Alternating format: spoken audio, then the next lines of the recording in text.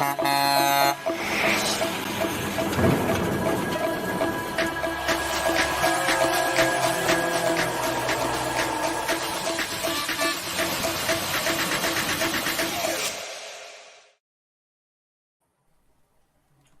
evening, everyone. I'm Rick Walker with Maverick News and Maverick Multimedia. You're watching Freedom Convoy 2022, Cruising to the Capital, live coverage from Ottawa and other points across Canada. And I'm here with my co-host. Hey, it's Brenden Kennedy, the host of the Flow Discourse podcast. Good to be back. How are you today, Rick? I'm hanging in there. And a lot of people are hanging in there. It looks like the protest in Ottawa has survived another day, and we are heading into another night. And what is happening in Ottawa tonight is it's the government versus the people. And both sides are digging in and preparing for battle because the government is preparing to attack. They've militarized their police services, and they're preparing to move in, and they're setting up, getting ready. They're bringing in probably thousands of police officers at this point. I think somewhere around another 1,500 is what we're hearing. Yes. We may not know exactly how many because they may not reveal the true numbers.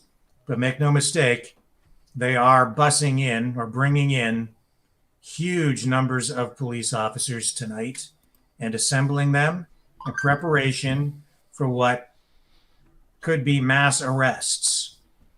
And we'll have live footage from Ottawa, commentary, interviews, and Carla Olson is back on the scene. She has been our eyes and ears down there throughout this protest, and she is back on the ground tonight in Ottawa, where the protesters have issued something of an SOS.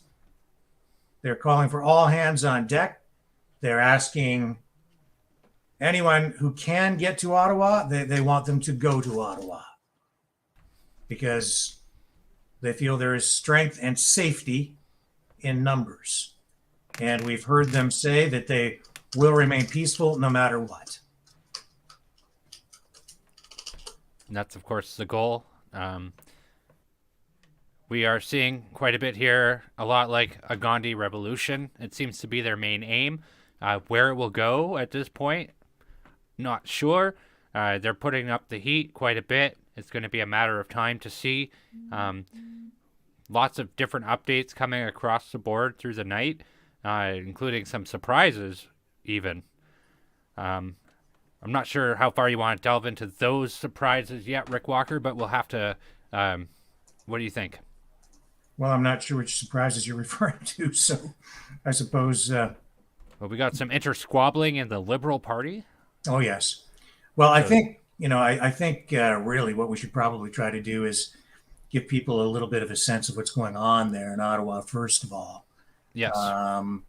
So why don't you, and I should also say that we're getting word that the blockade at the Ambassador Bridge in Windsor has reformed, and I don't have the most up-to-date information, but apparently we've got some log jams there too. So yes. What do you have, Brenden? I do have footage. I did pop it into our private chat. It was live from 48 minutes ago. Okay. So that info is there from our person on the street there. So it's a matter of pulling that up. I will grab that. They were there quite late last night at the Ambassador Bridge. I would say probably between 11 o'clock and midnight that they were there before the police got rid of them. And then they came back again. It seems to be the same people there that are doing that again. So yeah, it's going to be interesting to see. We're really putting the pressure on the government to end all mandates.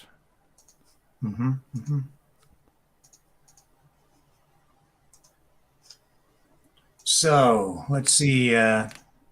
I don't think that's the right footage. Hang on just a second. We have a lot of clips queued up here, so I just need to pick the right one. This one's new, going into the system. There we go. I guess about time I give an update. There's a lot up there. I sit in the gap for when I sleep. Oh, barbecue. So this was about Anyways, half an hour ago big crowd down there. at the Jam-packed. Ambassador Bridge in Windsor. Nothing is coming into Canada. Oh, I want to give a shout out to this lady right there at the cooler, passing around sandwiches. Very nice. Lots of people bringing food. Well, my sister-in-law, she brought some fruits and cookies and that for all the drivers, or anybody down here actually. Shout out to Piccolo's too, sending 50 bowls of pasta. I didn't get any, but I don't even know if where it showed up at, but I didn't see it. But they donated it. That's all that matters. The generosity.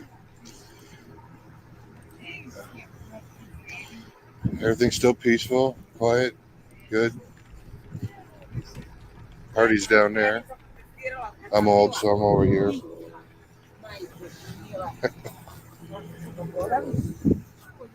Everything's still the same. Box 2, Detroit, flying around most of the day. Keep the prayers of support coming. Oh, look at that blue healer. Yeah, squirrel. Anyways, I'm waiting for my coffee. And I'll give an update later on. Talk to you later.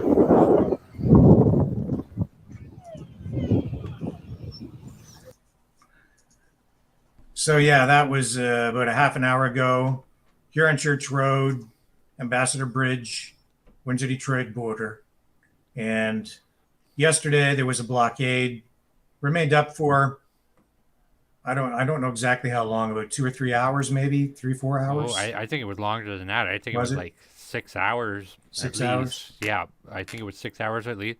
And you know, the common trend or the common theme with just about all of this is the sense of community. Like he was talking about the lady bringing sandwiches or restaurants donating spaghetti, that sort of thing. This is something that is deep in the community, and it gives you a sense kind of how much people want their freedom back. So about 6 hours yesterday, then they reopened overnight, and then today they shut the border down again in support of everything going on in Ottawa and in Coutts, Alberta, at the Canada-US border there. And we've seen other activities in other major centers across Canada. The entire thing continues to spread. And maybe that's what Justin Trudeau just doesn't understand, is he can try to rule with an iron fist, and he can attack these protesters, and he can unleash his bought and paid for media shills and thrust a propaganda campaign upon the Canadian people and lie about everything that's been going on down there and try to tell people that they're dangerous terrorists when everyone has seen clearly that that is not the case at all. It's just the opposite. They're patriots. They love their country, and they're yearning for freedom. So he can do all of those things, and he can bring in hundreds or thousands of police officers and start rounding up Canadians and taking them off to processing centers that they have set up there, if that's what he wants to do. But tonight, Canadians are showing that they're not really asking Justin Trudeau anymore. The people of Canada are not asking for their freedom back. They're telling you, they're sending you a message, Mr. Trudeau. The time has come. So, for the sake of Canada, and frankly, for your own sake, you should do the right thing. Come out, talk to these people, and find a peaceful, reasonable resolution to this standoff, which is completely unnecessary, that you, Mr. Trudeau, could end right now. You could end this tonight, just like that, just by being a real leader. And when I say do it for your own sake, I'm making a prediction here tonight. Not only will these mandates all end,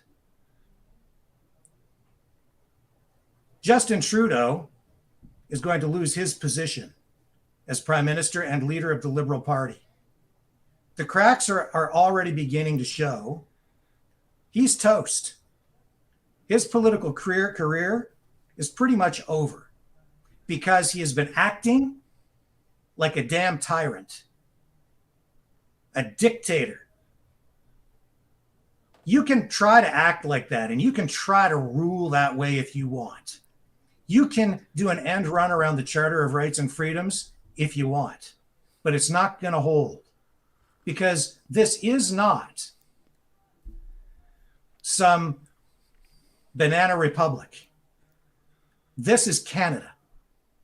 And the people here are kind and generous and tolerant. And they've been tolerating you, Mr. Trudeau, for the past 2 damn years, putting up with you and your shenanigans and your stupid socks and your blow-dried hair and your selfies and your blackface and all the other BS that you've thrust upon people. And most of all, what they've been putting up with, and some people have been buying into, but they're beginning to wake up to it, is your hate. Your damn hate. The divisive language that you've been spewing, the way you've been demonizing a certain segment of the population. It's un-Canadian. It's not right. You've been acting like a monster. A damn monster, a dictator. Maybe that's the way your daddy raised you. Maybe that's the way you learned from your mom, who was in pretty tight with Mr. Castro from Cuba. Maybe those are the lessons you learned.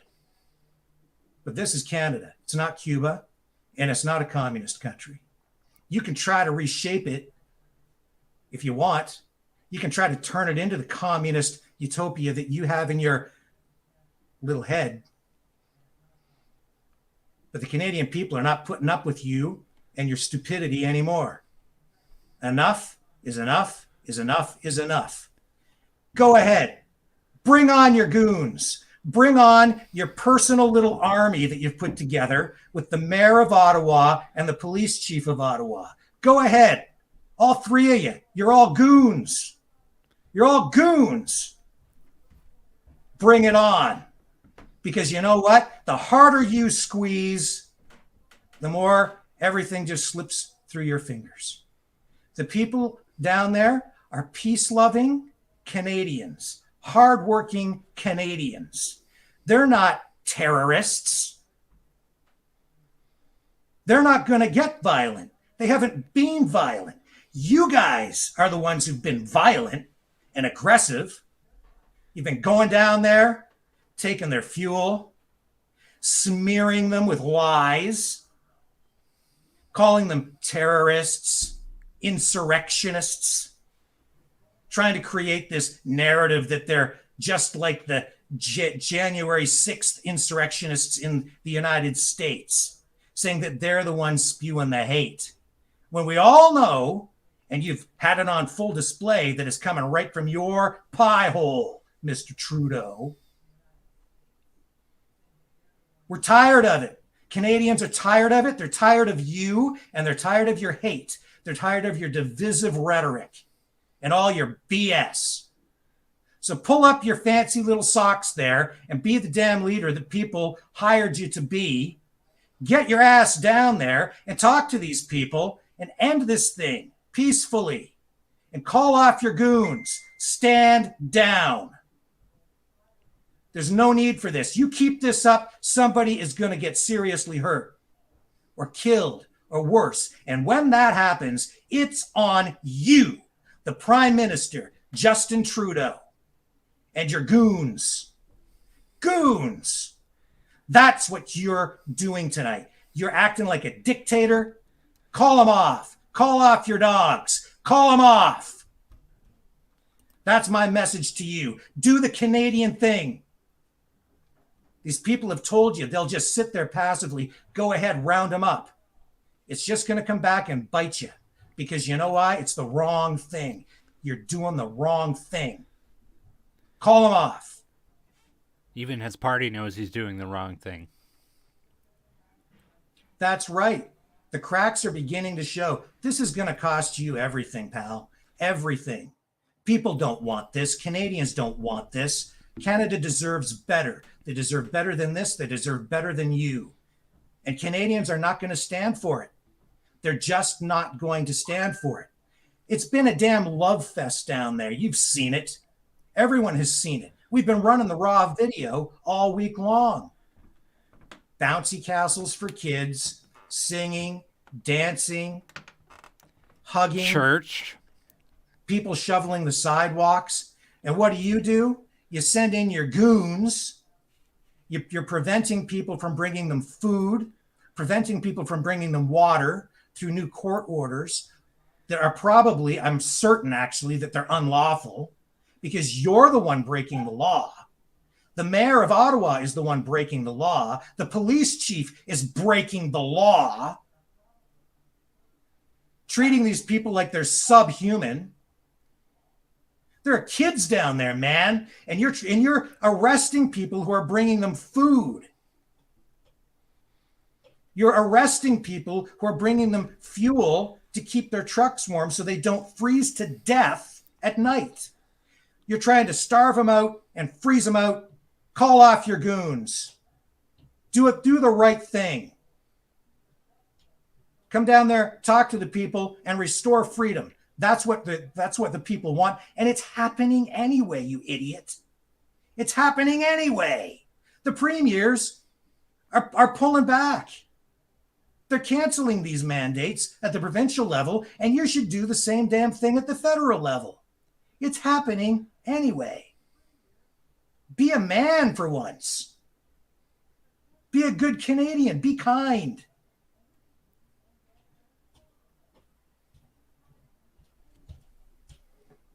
Wake up. He does have a lot of responsibility and burden to bear, and he knew exactly what he was signing up for when he became Prime Minister. And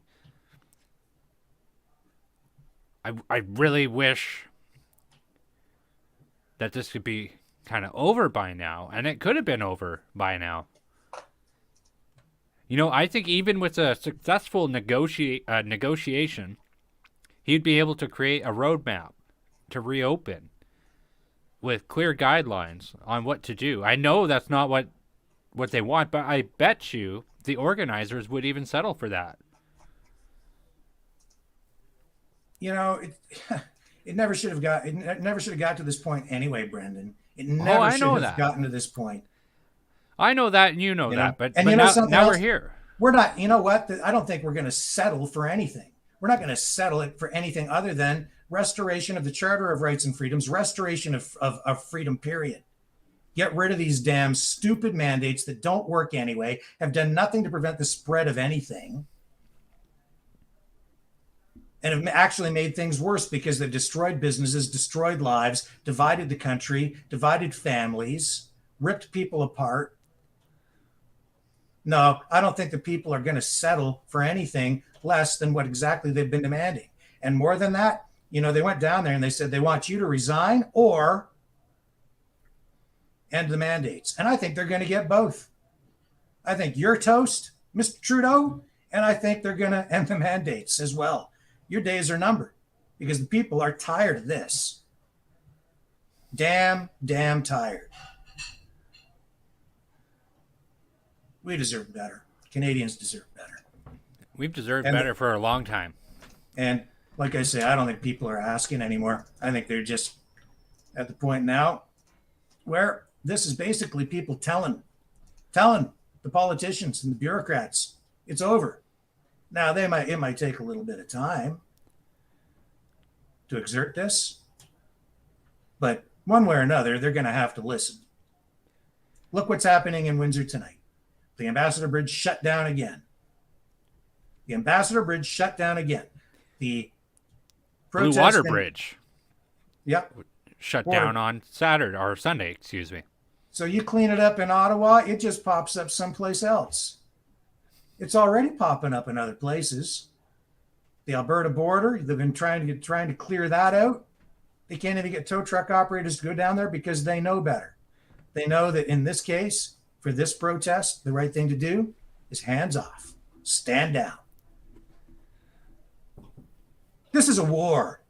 The government has gone to war against its own people. And the people don't have the guns. The government does. The people threw a freedom festival in Ottawa. They brought some trucks. They brought some bouncy castles, some barbecues. They had some speeches. They sang some songs. They sang the national anthem. And the government sent in their goons. So far, it's been peaceful, and the cops that have been down there for the most part have been pretty good. But, they've started to arrest people for things like, honking their horns, bringing food to people. Carrying jerry cans. Yeah, bringing water to people. They've gone around and they just started to confiscate private property from people, confiscate trucks, confiscate fuel, just steal it unlawfully. They don't care. Law doesn't matter. They'll just make up the law as they go along. Charter of Rights and Freedoms means nothing to them. That's what they did. We're just following orders. Yeah, and that's my message to some of these cops too. I'll tell you something. All right? I think we've been more than charitable with police. Yeah.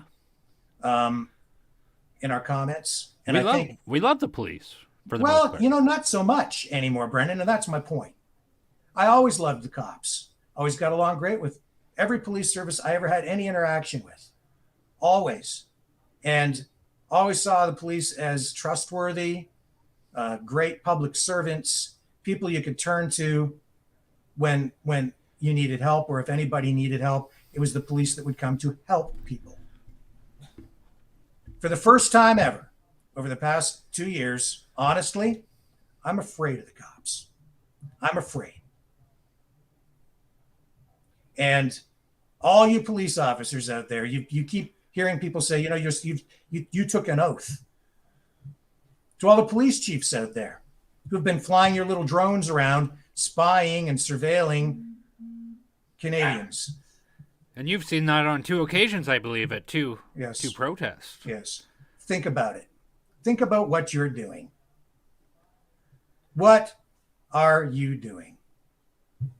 Public trust in police has been damaged. Public trust in all of our public institutions has been damaged through this. A lot of people just don't trust you anymore. Even as a kid in school, I remember teachers talking about, just a little kid, about how we would, when new Canadians would come to the country, we talked about how sometimes it took a little time for them to build trust in police officers. We had, police officers would come. When I was in like grade 1 and 2, we had, police officer would visit the school and he would talk to the kids. He talked to us kids. Yeah. And we had some children there that were new Canadians, and they were a little bit afraid because the countries they came from, they couldn't trust the police officers because they were corrupt, sometimes violent. Well, I never thought I'd see the day where I was afraid of police. I never thought I'd see the day where good, peace-loving, hardworking Canadians exercising the right to free speech and exercising the right to peaceful protest, lawful protest, had to be afraid that cops were going to sweep in on them by the hundreds or thousands and corral them, kettle them, push them into a corner like animals, round them up, and ship them off to a processing center. They make it sound so cute, eh? Well, you know, we've seen other governments through history round people up, ship them off to processing centers, camps. We've seen other governments throughout history use propaganda and lies to gin up stories about their political enemies and then thrust these people into court and conduct show trials so that you can then take your political enemies and put them in jail for crimes that you've made up for long, long periods of time. We know what you're doing. We know. It's sinister. It's evil. So it's safe to say that you think at this point that anybody who gets arrested down in Ottawa will be held without bail, or bail set at such an astronomical price that they won't be able to get out anyway? No, they'll follow certain procedures, but you see, Brenden, they have new hate crime legislation on the books. They've just been itching to use. They have new laws that they've been just waiting to test and try. And these laws are designed, honestly, let's be honest, they're designed so that they can use them against their political enemies. And this is the perfect opportunity. And this is where it's going. And that's why you're getting the narrative, the carefully crafted language, the use of specific terms like insurrection, terrorist. You arrest somebody, you charge them with crimes with those things in mind, and the penalties are extremely severe. So these people have been down there protesting. If they're labeled terrorists or insurrectionists, makes them enemies of the state. And that's been the narrative for so long now. I mean, like, you look at the guy who got ran over in Winnipeg, it's still it's all crickets there. Not a single statement's been made about it. They're only charging him with hit and run. It's the same story over and over again. You know, typically when there's a pattern, it means there's something wrong, something going on. Well, we know there's something wrong. Yeah. There's a lot wrong. It smells like shit, and it looks like shit. It's got to be shit. There's a lot wrong. What I'd like to do actually here now, if Brenden, is bring up a little video from Carla. She's been down there shooting video all day, and maybe we can just give people a sense of what's still going on down there so that you don't take my word for it. Let's find out from Carla what exactly is happening in Ottawa tonight. I'll just queue up some video here. It'll take me just a moment. And we should be joined by Carla pretty soon, which I'm told she'll be joining us from the streets of Ottawa this evening. Oh, and drop a teacher again. King David. So, So gotta get Trump time.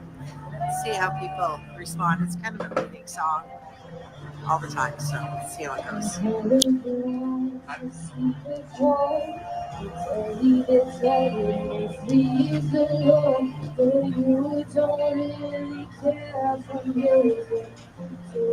So they've been playing music down there all day.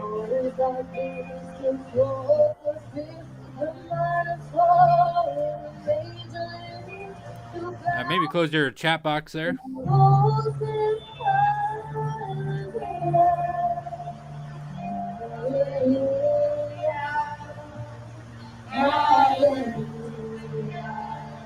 These are the people police are going to come and arrest. I have never been more afraid in my entire life.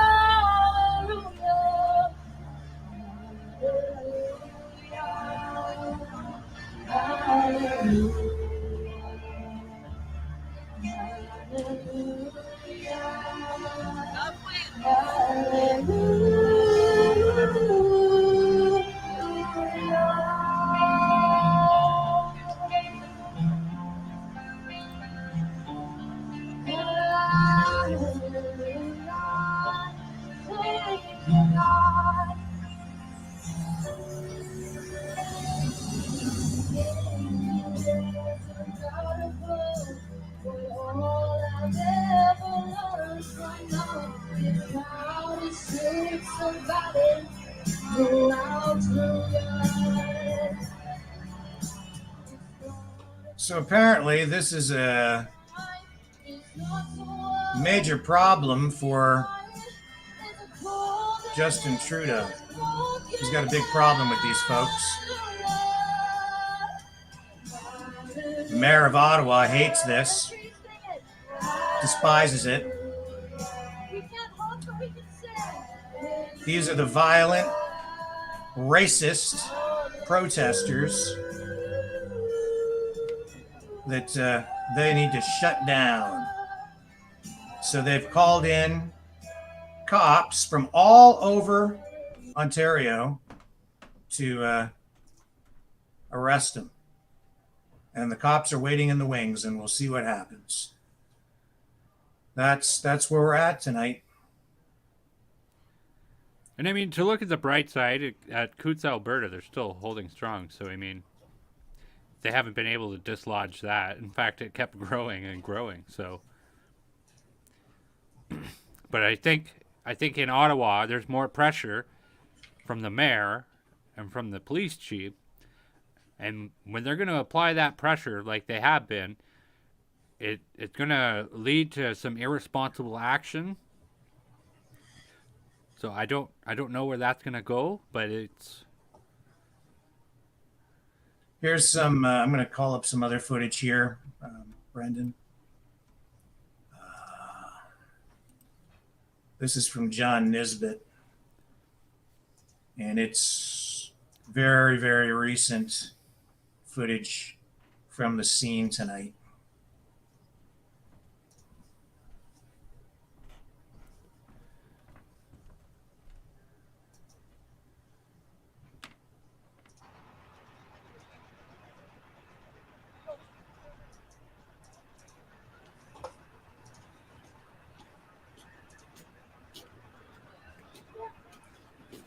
So this is Mackenzie and Rideau Street area.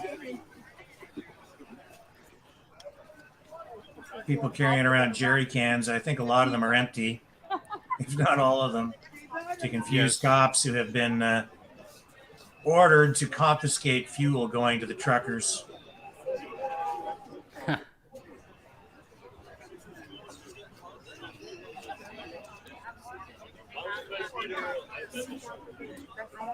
What I can tell you is when I was down here last time in Ottawa, there was not this many trucks at this particular area.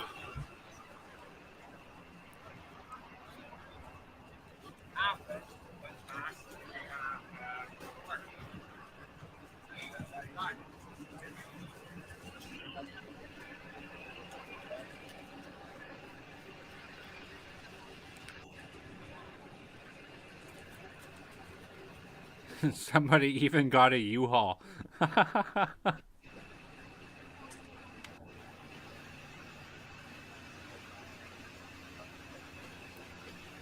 These are the people who deliver everything you have, from your food to your television set, your dog food to your diapers. These are the guys who bring it all. And they have become the frontline soldiers. Looks like we found where they're organizing their fuel up here. I don't see any cops stealing gas, which is great. Gotta keep the trucks fueled.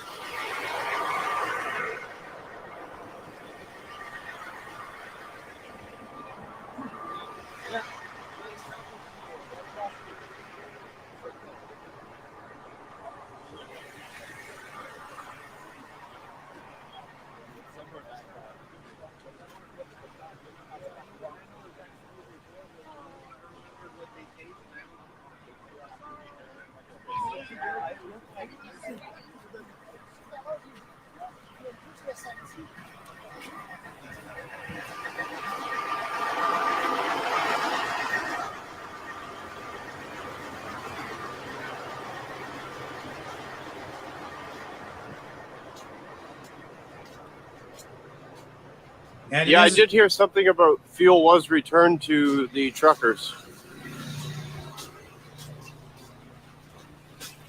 Not surprised. What they did was illegal.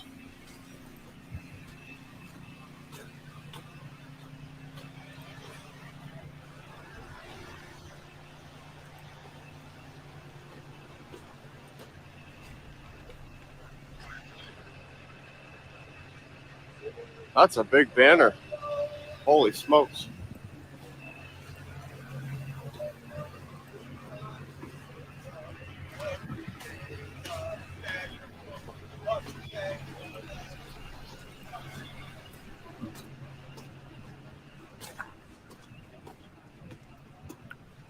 Looks like they're doing some interviews up here or something.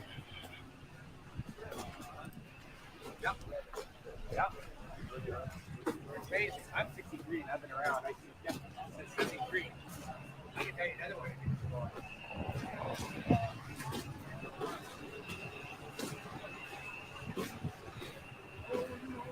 You know what's become very addicting for me anyway is watching these live streams.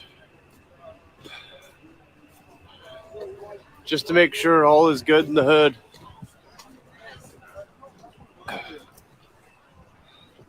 I mean, just look at that scene, guys. Look at all those truckers there.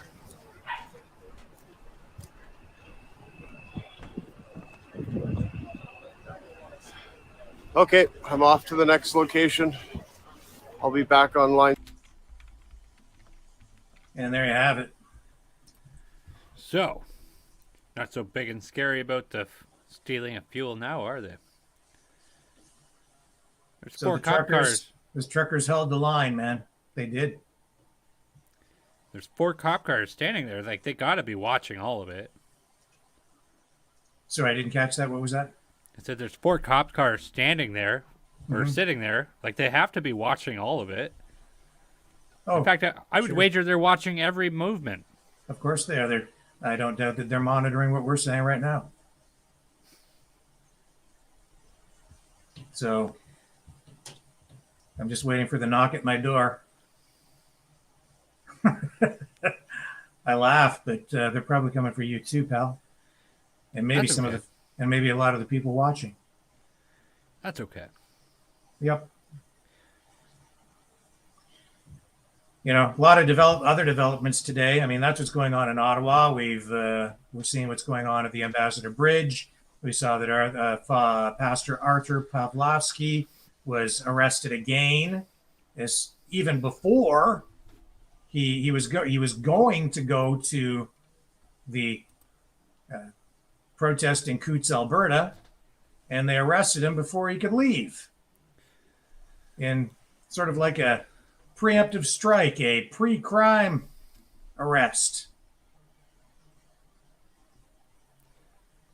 He's You know? and he, how many times has he been arrested now? Like 10? I've lost count. They just love to arrest him. They, throughout this whole thing, the government has infected people's minds with so much hate that they've, they have people cheerleading some people cheerleading as they attack Christians and churches. And it continues even today with the arrest of Pastor Archer. Here we go again. And with his circumstance, like we had seen, the court had ordered him, he can't talk about COVID without giving some sort of mandated, compelled speech line, which I couldn't repeat it for the life of me right now, but it's something along the lines of, like, I'm not a doctor and to follow the advice of public health officials and blah, blah, blah. And that was mandated by the courts, that he has, every time he speaks about anything like that he has to state that. Mm-hmm. So just like you say, we're deep into commie land.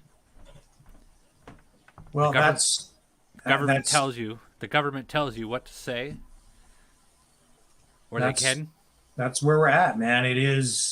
The government is embracing something that can only be described as a form of fascistic communism.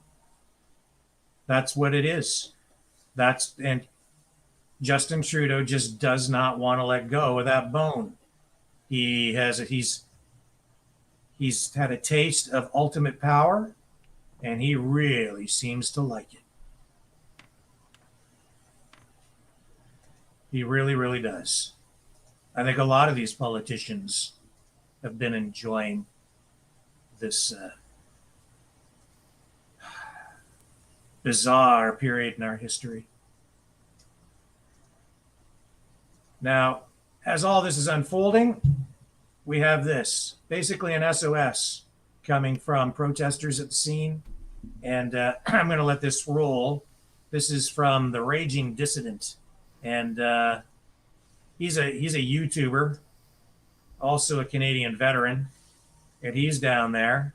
And he is joining the chorus of people calling, among the protesters down there, asking for people to come to Ottawa tonight.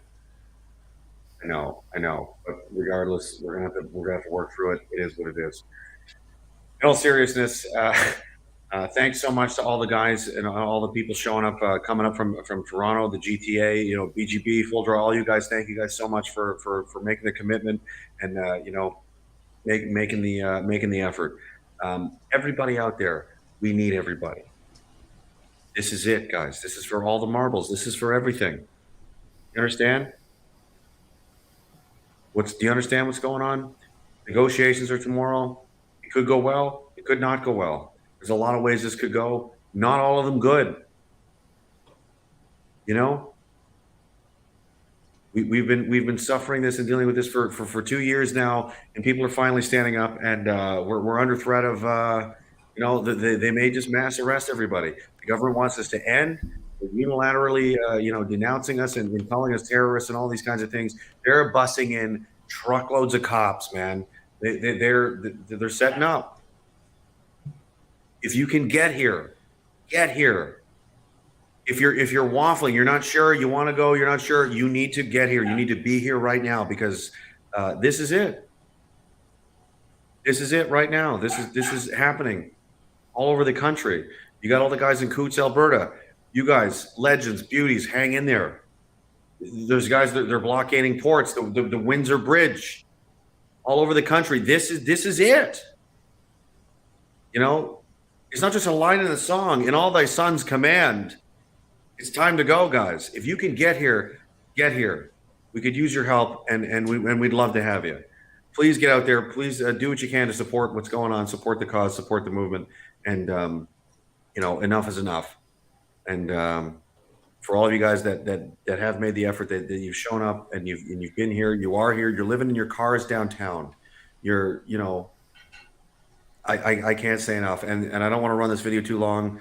I'll have more to say, at a later time on the podcast or another video, another time, whatever.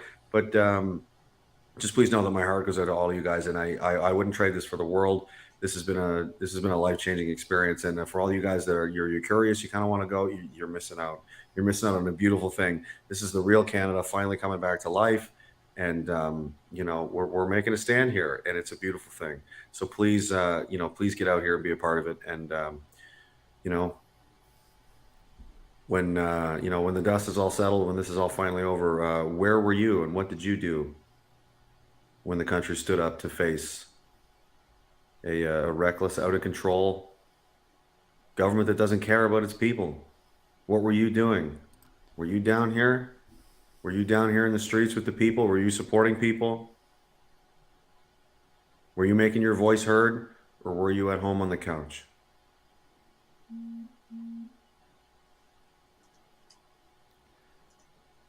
Amazing. Good All thy question. sons command. He's absolutely right. It's a good question. What are you prepared to do? I know now is not the time to lay down, and it's the time to speak out. Tell the truth.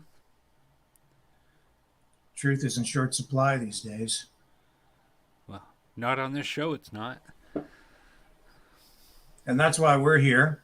We're trying to do our part by making sure the message that gets out is clear and accurate. And with that, Carla joins us from the Hello. streets of Ottawa. Just walking the streets, boys, here in Ottawa tonight. I'm so excited to be back. Good to have you back. Well, we're worried because of all the things we're hearing, but so far it seems like everything is still pretty much on an even keel. Yeah, like I was pretty impressed when I got here. First of all, there's a lot more people for a Tuesday. I think it's partly because of the cry for help from the truckers. So everybody knows about what happened, with the fuel and all of those things. Everybody knows what happened with GoFundMe. So nothing has really happened since then. There's just been a lot of chatter on Facebook about thousands of RCMP coming and the threat of being arrested. And they're threatening to arrest people who are bringing fuel to the truckers. Now, keep in mind, they did take their surplus, so they're still doing okay for fuel. Another change is the truckers have made an agreement with the city that they're not going to honk their horns for 10 days. So you're not going to hear any horns honking, although they are revving their engines and singing pretty loud. So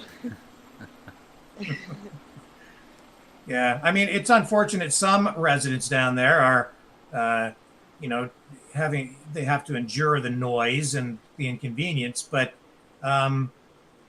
that's the way it is, man. It's not like they're in a completely residential area. They're at Parliament Hill. They're in the downtown, in the nation's capital. That's where this stuff goes down.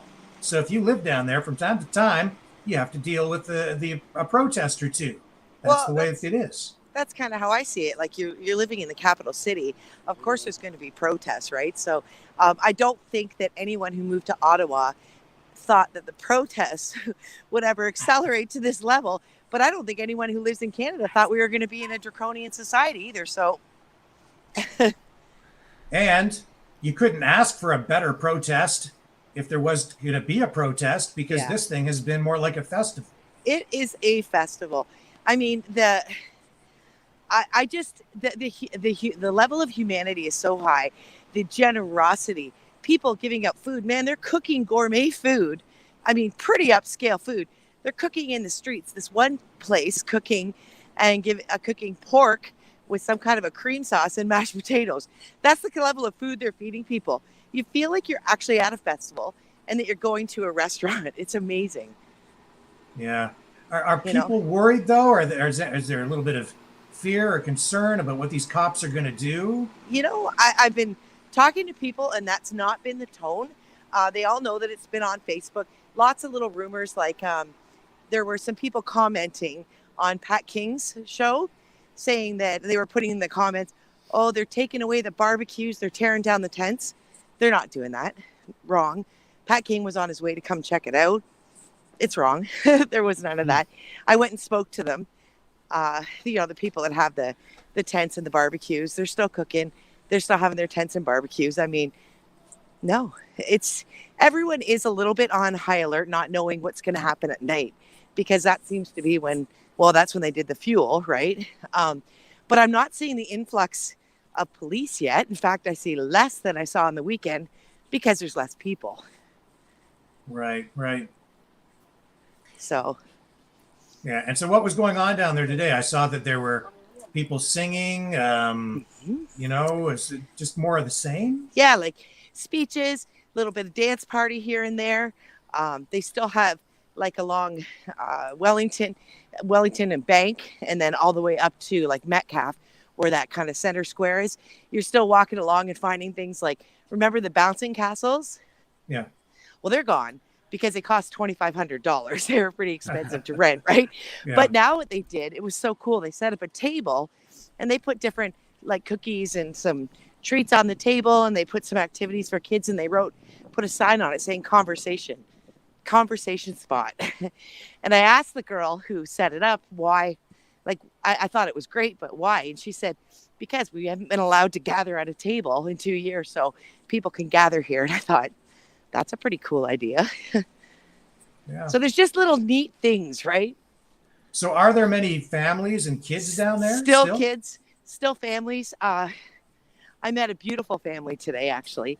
It was, I can't remember where they're from, but this family has 4 or 5 daughters, and all of them have been either expelled or suspended from school over mask mandates recently. And so these girls, each one of them had their own sign, and it had a different saying, and they came and told me all about it. They were lovely. So yeah. I've heard that in my own community where little girls, like at school, like my friend's granddaughters, took their mask off in the playground, and they got into a lot of trouble, quote unquote, and she was crying when she came home to her grandfather and was like, oh, I was in so much trouble today for taking off my mask because me and my friends wanted to play and see each other's faces again. And it's like, what in the hell is wrong with these sick people? Oh yeah, like, and that's what you're seeing is like all these families. A lot of these kids have been suspended over masks, so they're able to come here, or they've maybe chosen to homeschool. So you're still seeing a lot of kids.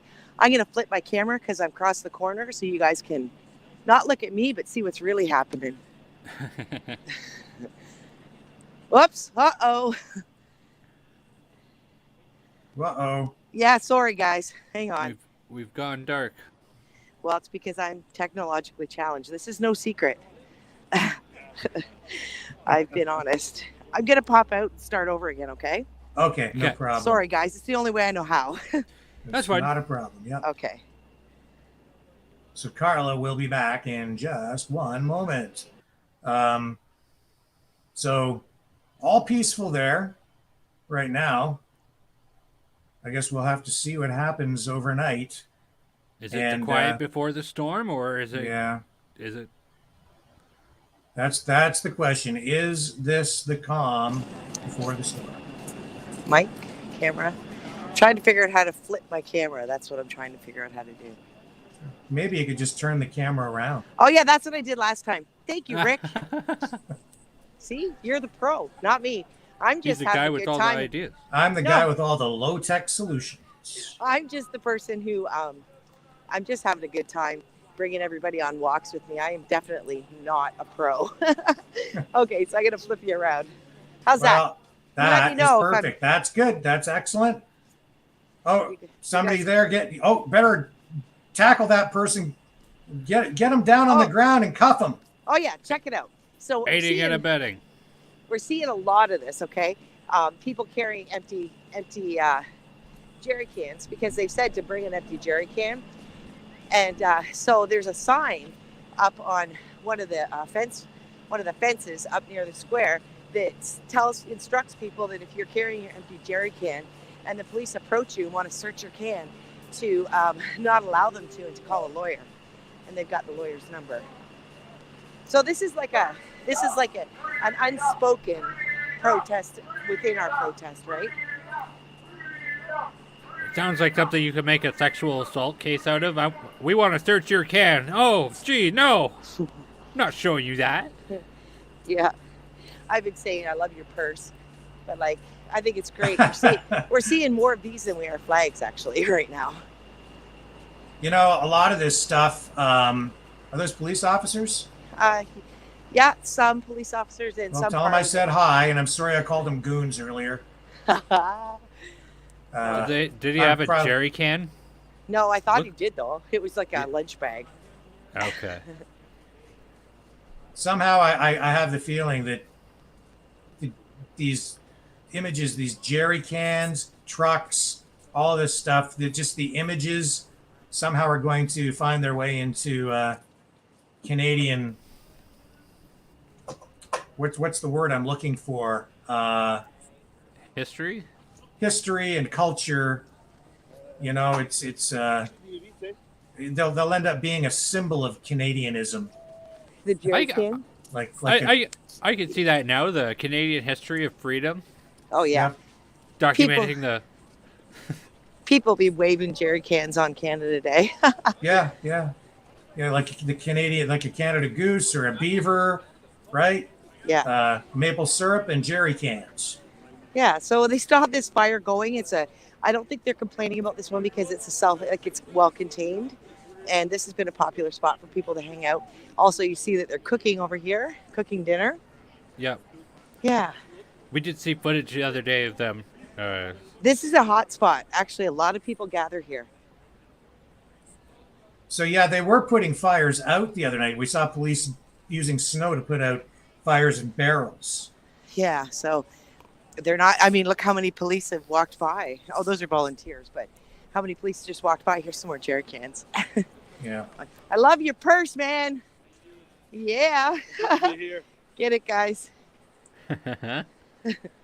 I had one guy who said, "I love your purse." He goes, "It's a satchel." A man purse. Yeah, Merce. Can you just pan upward a little bit so we can see more? Yeah, there we go. Yeah, you got to help me because I'm kind of blind here. Yeah. So what's going on over there? I don't know. Let's go take a walk. This is what we do. I just walk around and find things. That's what I do. Trades and construction for freedom. So Carla's down there. Where exactly are you right now, Carla? And just pan up again so we can. Yes, less sidewalk, more people. Yeah, I'm 2 blocks from Bank Street on Wellington, heading towards Metcalfe. I don't know the name of the intersection. That's why. Yeah, just pan up a little bit more. We're just there. That's a little bit better. There we go. Here, I'm just gonna lift this up a little better. Then I won't be screwing up so much. How's that, guys? Not bad. That's pretty good. Yep. Now just hold it straight. Okay. Yeah. Yeah. Still pan up a little bit. Up. There. That's better. Oh, you don't want people's chests? You want to see their faces? Yeah, so a little less sidewalk. Yeah. So look at the signs. Like every single day I come up here, there's more and more signs. New signs. I'm always finding new ones. I think what happens is protesters come, and then when they leave, they just leave their sign. That's amazing. Right? I did find 2 counter-protester signs, but then I found them once, and then I walked past 2 more times, and I think I'm just overwhelmed with the amount of signs. I haven't seen it again. That's pretty cool. Yeah. That's very cool. I love it. I think these should stay forever. Mass psychosis media. I love that. That's great. Yeah. I noticed that the tone has changed. I'm not seeing as many F Trudeaus. Okay. Yeah.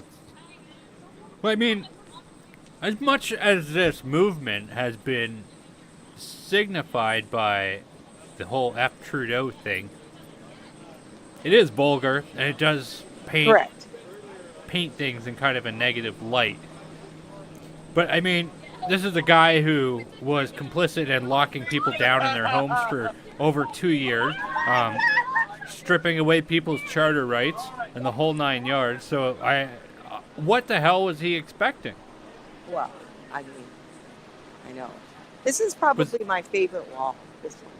I don't know if it's the big love you that I'm into, but oh, this one's good. Yeah, yet you called me a fringe sexist, racist, supremacist, majority, minority, sweetie. WTF? A couple of flags. Can you see those? No. You know, Yeah. this is the thing too, Carla. Like, you're showing people what is really down there. Well, the media keeps telling everyone that there are racist symbols down there. There's none. I mean, Yeah. unless Justin Trudeau thinks that his citizens telling him to go F himself is racist. I mean, that's hardly racist. Disrespectful, rude, maybe a bit vulgar. Yes. Racist? No. He needs a dictionary. And there isn't anything in the charter that says you can't be rude. No. Just Look because at these jerry cans, guys. Can you see these? Holy guacamole. I'm going to go touch them with my toe and see if they're empty, okay? Yeah, they are. So this is symbolism, right? Right here. Yes. Yep. So quiet up here, right? Without the horns honking. Yeah, I kind of miss it. I don't know why this car is still here. I think the guy's been staying in the car. He's a really cool little Rasta guy. He dances to Bob Marley like no other. But his car's been parked here for several days. Just pan up a little bit. Up. There Yep. we go. Yeah, he Thanks. just parked there and just stayed there. I don't know. It's his home. Pretty good crowd over here. This is where the good food is over there. And pan up, up, up, up a little bit, up a little bit. How tall do you think I am, Rick? Oh, no, you maybe got to angle the camera a little different. I'm not sure. Here, let me see if I can do Just that. angle There it you up. go. Yeah. That's right. There you go. You know what the problem was? It was in my bag. I think it flipped. How's that? Buddy? Is that That's good? way better. Yep, that's way Well, better. that was the problem. I had a technical issue. See, I need you guys. Well, we guys need here with you. me. And yeah, people love you. Like, look tell you at that. this. Look at this. Like, this is a restaurant, truly, for free. For free. They're giving it in love. They were peeling potatoes on potatoes today. We haven't heard any of that from the media. None of that. Oh no, of course you're not. And then this, you see that black? It's an ice fishing hut, right? So they've got that set up as a warming center, and they said it's like a sauna. Like going in there, it's just like being in a sauna. So, and I was saying, oh, they were telling me to have some food. I said, I gotta go back and warm up. And they're like, no, get in the tent, man. That's what it's there for. Like, how awesome. Little fire. So let's see if we could dispel some myths here. Okay. Last night at the emergency debate in our parliament, for you Americans out there, that is like our Capitol building, they were having debates and speeches about what we should do about this. Now, there were some liberal MPs who were saying, we have employees in our offices who are Muslim or what have you, and they're too afraid to go out on the street and to come into work, and that they called in sick. I have seen, I can't confirm or deny that, but what I can tell you is that I have 100% seen federal employees coming out of the House of Commons, out of different federal buildings. You can identify them by their tags. I don't know if I've seen a reduction, though. Like, I can't confirm or deny that, right? Because I don't know what I would expect to see. Well, they usually have parliament offices like around Ottawa, that type of thing. Yeah. So There's an awful lot of office people wearing, like, lanyards walking around and masks. So I'm pretty sure, coming from that area, I'm pretty sure that's where they're from. is it so dangerous there that they would prevent them from going to work? Yeah. See, the police are just talking to these guys about their fire. Looks pretty reasonable here.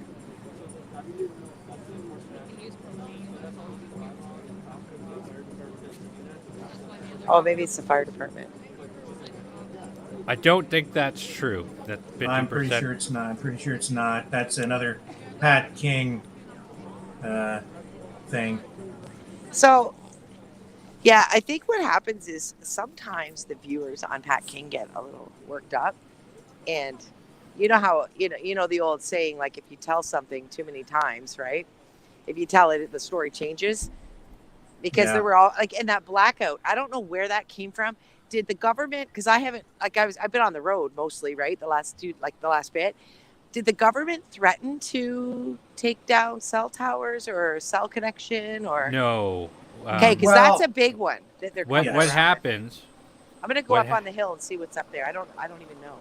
Yeah, well, you see what happens. So when there was the G7 summit in Toronto in 2007, they shut off all the cell towers before the police, quote unquote, kettled people into a corner and then tear gassed them and where they couldn't escape. So it's a typical tactic in, if you want to call it warfare or Right. police fare, or maybe Rick has a better word than that, but what they do is they cut off communication so that people can't warn each other what's happening. And Right. Well, it must be a powerful thought or concern, because I do know the organizers did put out a message on Facebook, or I guess it was on YouTube, saying, listen, if we lose power, like if we go into a blackout, then if you're not seeing lives, you're not able to speak to people, just get here, because that means we need more presence. So I think their thought is, go in a blackout, probably going to arrest people if all these police come. Look at these beer tins, guys. They don't have gas in them. This is another counter, or this is a little silent protest. no CBs don't work off of cell towers, but they do. They So, can jam radio signals as well. And the point is, that's sort of a standard procedure. If you're moving in a militaristic fashion and you're concerned about terrorism and you have a large group of people, then you're going to affect mass arrests. Then you don't want your enemy to be able to communicate. So you want to take out their communications abilities so Right. that they can't effectively mobilize against your forces. So Yeah. that's where this is coming from. And it is very likely to happen if police really do go in there and Yeah. start to affect mass arrests. Well, so what we want to kind of put out there, and what the talk has been, those of us that are doing lots of lives and really trying to find out what's going on to get the truth out, go ahead and record it on your phone, because they can't, and then just upload it later. Yes. And then the next step for them to take in their information war would be to try to find some way to confiscate phones and prevent a lot of that footage, if not all of it, from getting out, which is the Right. kind of thing that happens in a communist or a country run by a dictator or a fascistic country. So, Certainly does sound like fascism to me. I could smell it. and that's one of the other reasons they don't want that they will black things out, is because they want to control the flow of information to the public as well. Well, and I mean, that's been a main tactic for almost 3 years now. So, Yes. so I've had a lot of people messaging me on Facebook Messenger going, Carla, Rogers is out. Do you still have power? I'm like, well, I'm still doing lives. And I said, I'm with Fido, and Fido and Rogers are like sister companies. So anytime Rogers has an outage, we always go out. So I'm pretty sure that is possibly a myth. Yeah, it could also be if there's a cell issue. So, I mean, I've seen cell issues in the past year in different communities in Ontario. Wasn't there something, I don't know, a few months ago when a bunch of the different companies all went out at the same time for several hours? Yes. I felt like the conspiracy theorist, tinfoil hat wearing person that I am, thought, this is a test. They want to see how fast they can shut us down. And here we are today. Yeah, I've seen TELUS go down. But there was Well, one where like it 8 was months Bell, ago. it was Bell, it was Rogers, it was TELUS, they were all down. Yeah, I saw TELUS go down about 8 months ago. So I don't know what the deal is. Oh, I with want to show that. you guys this. So isn't this the grave of the unknown soldier over here? That's a Rick Walker question. I can't see it. Can you pan up a bit? And we're going to have to get a little closer. Yeah. I think that's where you are. Yes. Yeah. Okay. So Yes. you know the whole scandal about that, right? Oh yeah. Yep. And The just level is the girl. Just tilt your camera up a little more. There we go. Yep. The girl was dancing, right? Yeah, yeah. Look at this. So anytime they have said something that we've done that's been hateful, we go and we kill them with kindness. Look at this. So they've come and left flowers out of respect at the site. Yep. Those are new. And look at that. They fenced the whole thing down. Yeah. But look at that. Look how we responded. You know? Yeah. I don't know. I just think I think that's the tone, right? With the Yes. protesters versus the police. It's the whole theme, the whole tone is remain respectful and actually kill them with kindness. Because they're going to look foolish if they're arresting us and we're doing nothing and we're being kind. They look foolish right now. They've been looking foolish. And, you know, the only people who aren't seeing that are the ones who only watch the legacy media. CTV, CBC, Global. Well, we need the people in the back of the room to see it, those people. Yeah.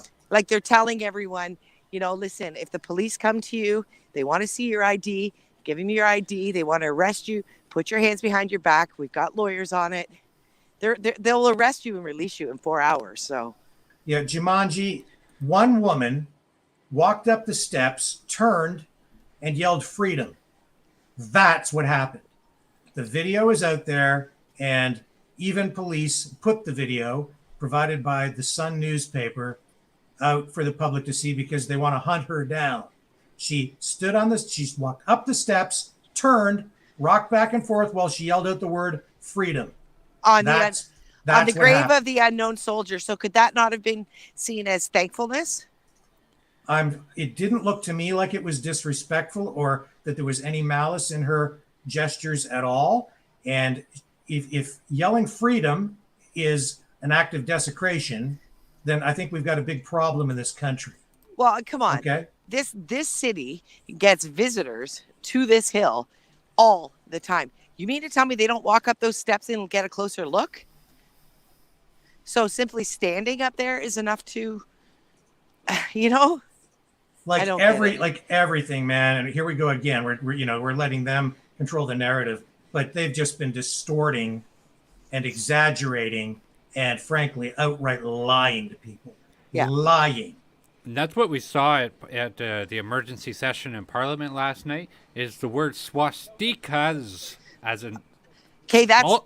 multiple swastikas, was spouted by every Liberal member the entire night. It was 6 hours of questions and speeches, and the word swastikas implying more than one, or implying that everybody had one. Like, according to these morons, it was a giant Nazi rally, which makes no sense to begin with. But that is how much of a lie it is, and they know it's a lie, and that's why their party is doing interfighting, because they know it's not the truth. They know what they're doing is not the truth. Yeah, well, there's got to be some integrity in there, right? Somewhere. They can't all. Hello. There's some Nazis right there waving those Canadian flags, those They sure racist are. Canadian flags. And look at the French Nazis over here. Yeah. The pseudo Nazis. I mean, look, this is just raw live footage from the scene. And if this is a big racist fest, then, show me the swastikas now. Show me. Guys, Right? I have been here since the beginning. I've not seen a Confederate flag. I've not seen a Nazi flag. And I have been walking and scanning the crowd, looking for anything that's interesting or different. Do you not think that I would have seen those flags? I would have noticed them.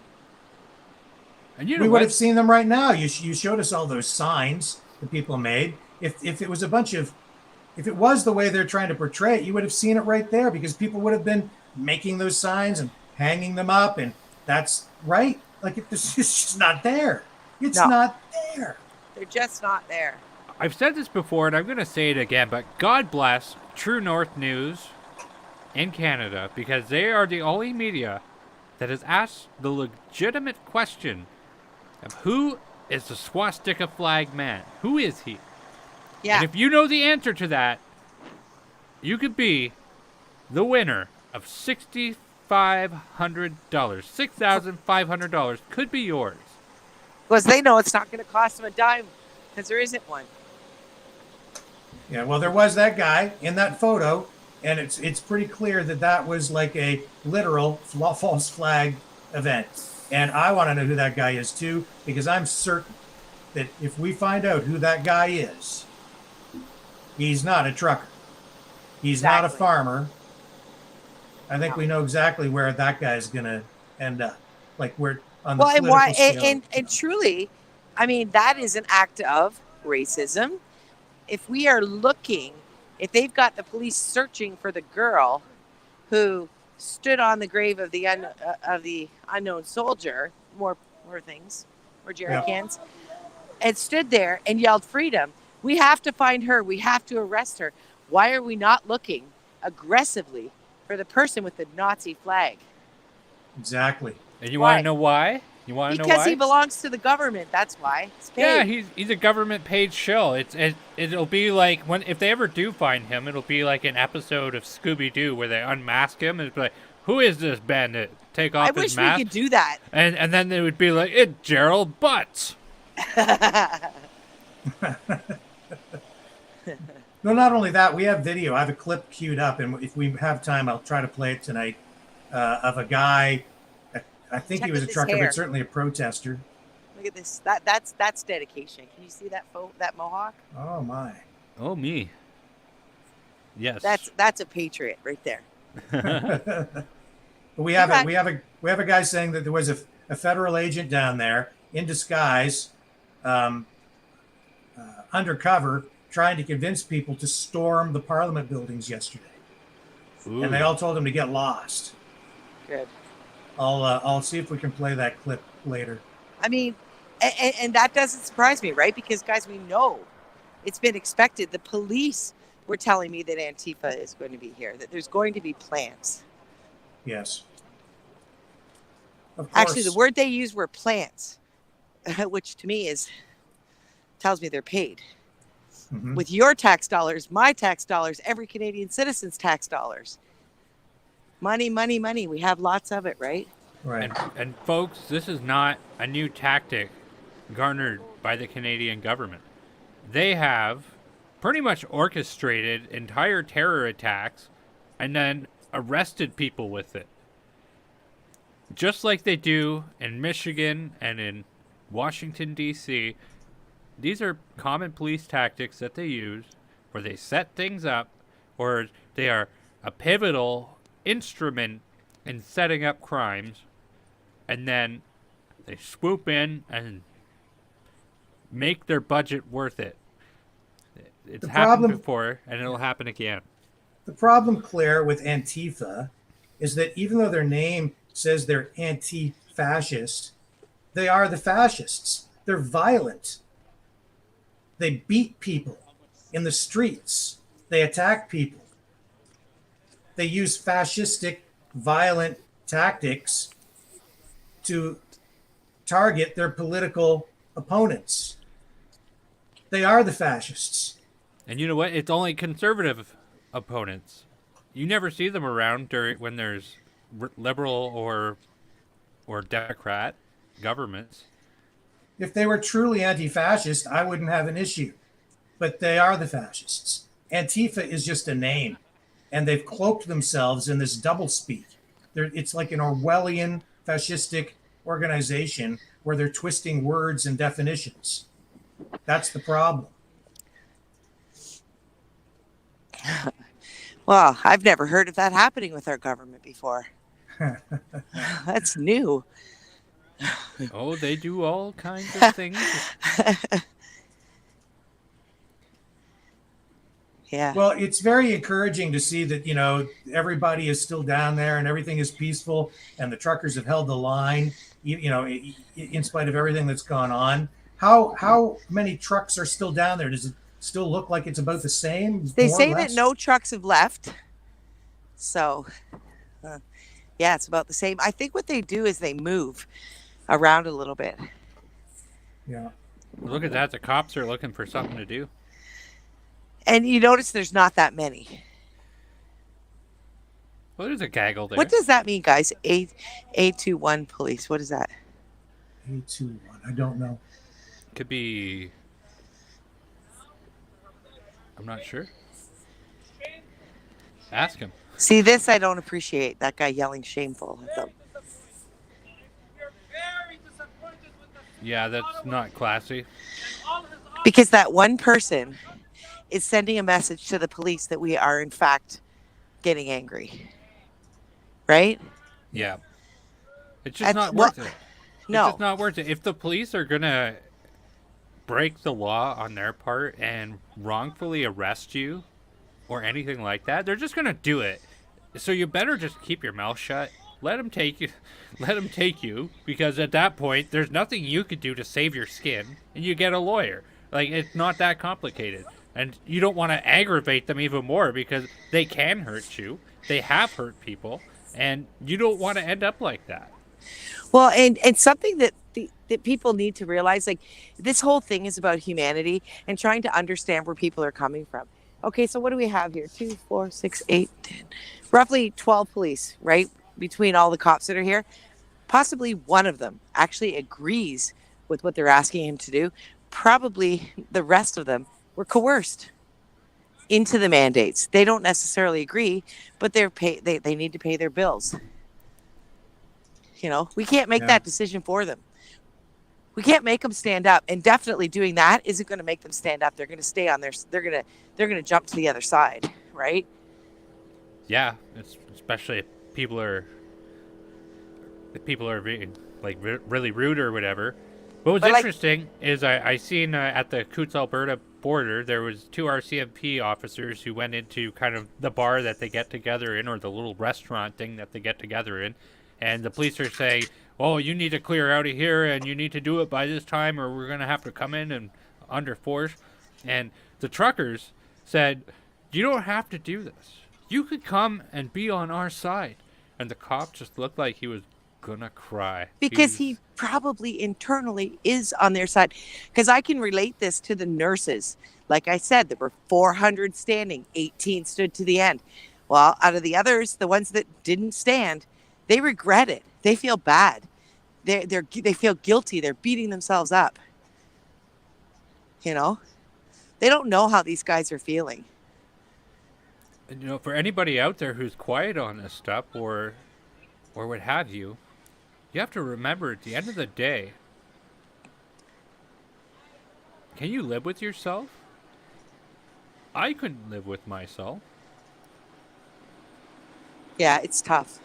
To remain quiet? No.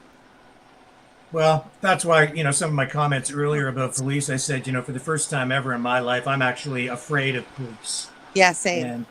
And, you know, I think that's a shame. And public trust in policing in our police services has been severely damaged. A little more food. People are signing flags. They're, you know, it's like graduating from grade 12 and getting your yearbook signed, guys.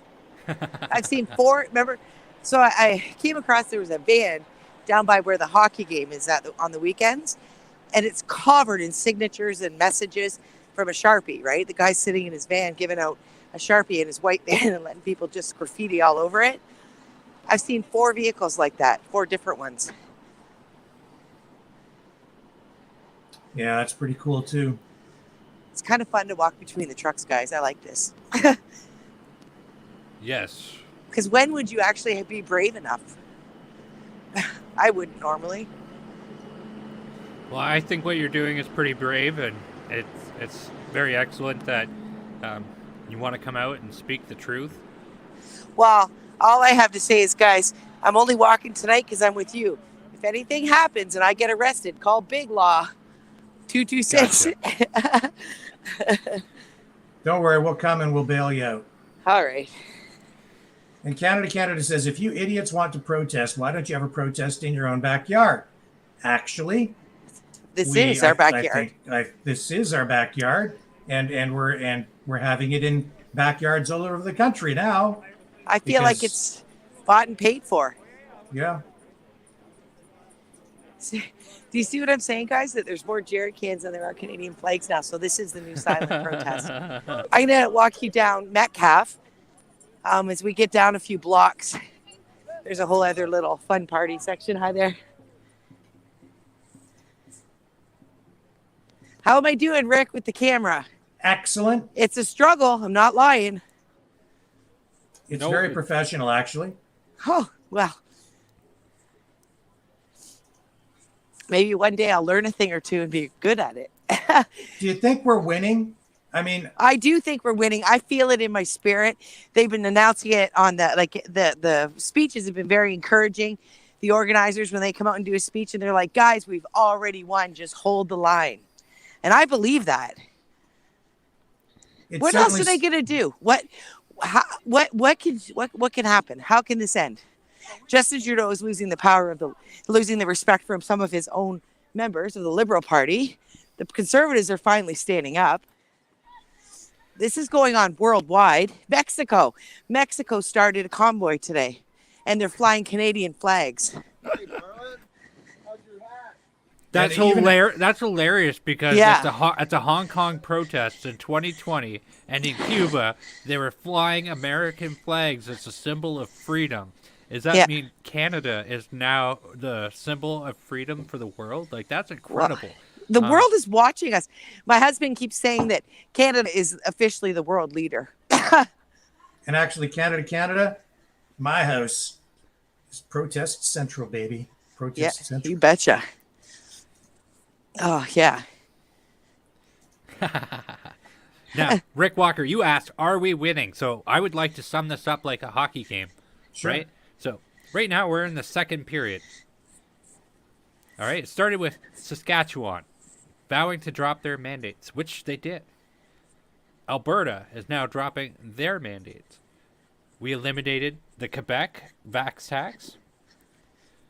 The Conservative Party of Canada is now on Team Freedom. We got intersquabbling and public announcements made by Liberal members of Parliament saying that they don't agree with the party's current line that they're towing. So that means there's inter-party fighting. It's not looking good for them. PEI is dropping their mandates. So that's 6 points. Did you get O'Toole? Oh, yeah, we got rid of O'Toole. That was a win. Oh, that's 7 points. And you know what? They stole some gas. So what? It's 7-1 in the second period. Yeah. And it looks like I predicted this earlier tonight. I think not only will the mandates be dropped, I think that the truckers will get Justin Trudeau into checkmate, and we're going to take the king. We're going to take out Justin himself because I think his political career is running on fumes. He's running on borrowed time now. He's toast. You gave me a history moment today that got me thinking when you said about the election of Bob Rae. Mm-hmm. So you said Bob Rae only ran for like 6 months or something. Oh, no, that was Joe Clark. Joe Clark, sorry, yeah. Yeah. Joe Well, Clark, very, very short time. But Wasn't he interim or something? No, he formed a minority government and then tried to pass a budget. It's really not that relevant to this actually.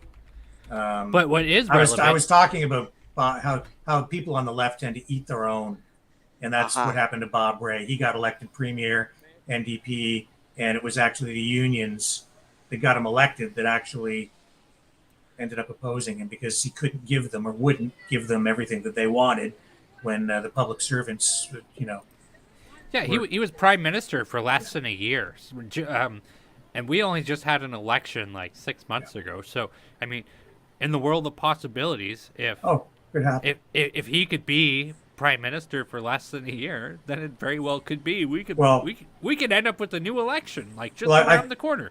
I think you've seen cracks in the support within his own party start to form already, and I think that his own party might end up taking him out, and he might step down because of them. I think he's losing the support even within his own party, but he's clearly wants to rule with an iron fist. Yes. He's turned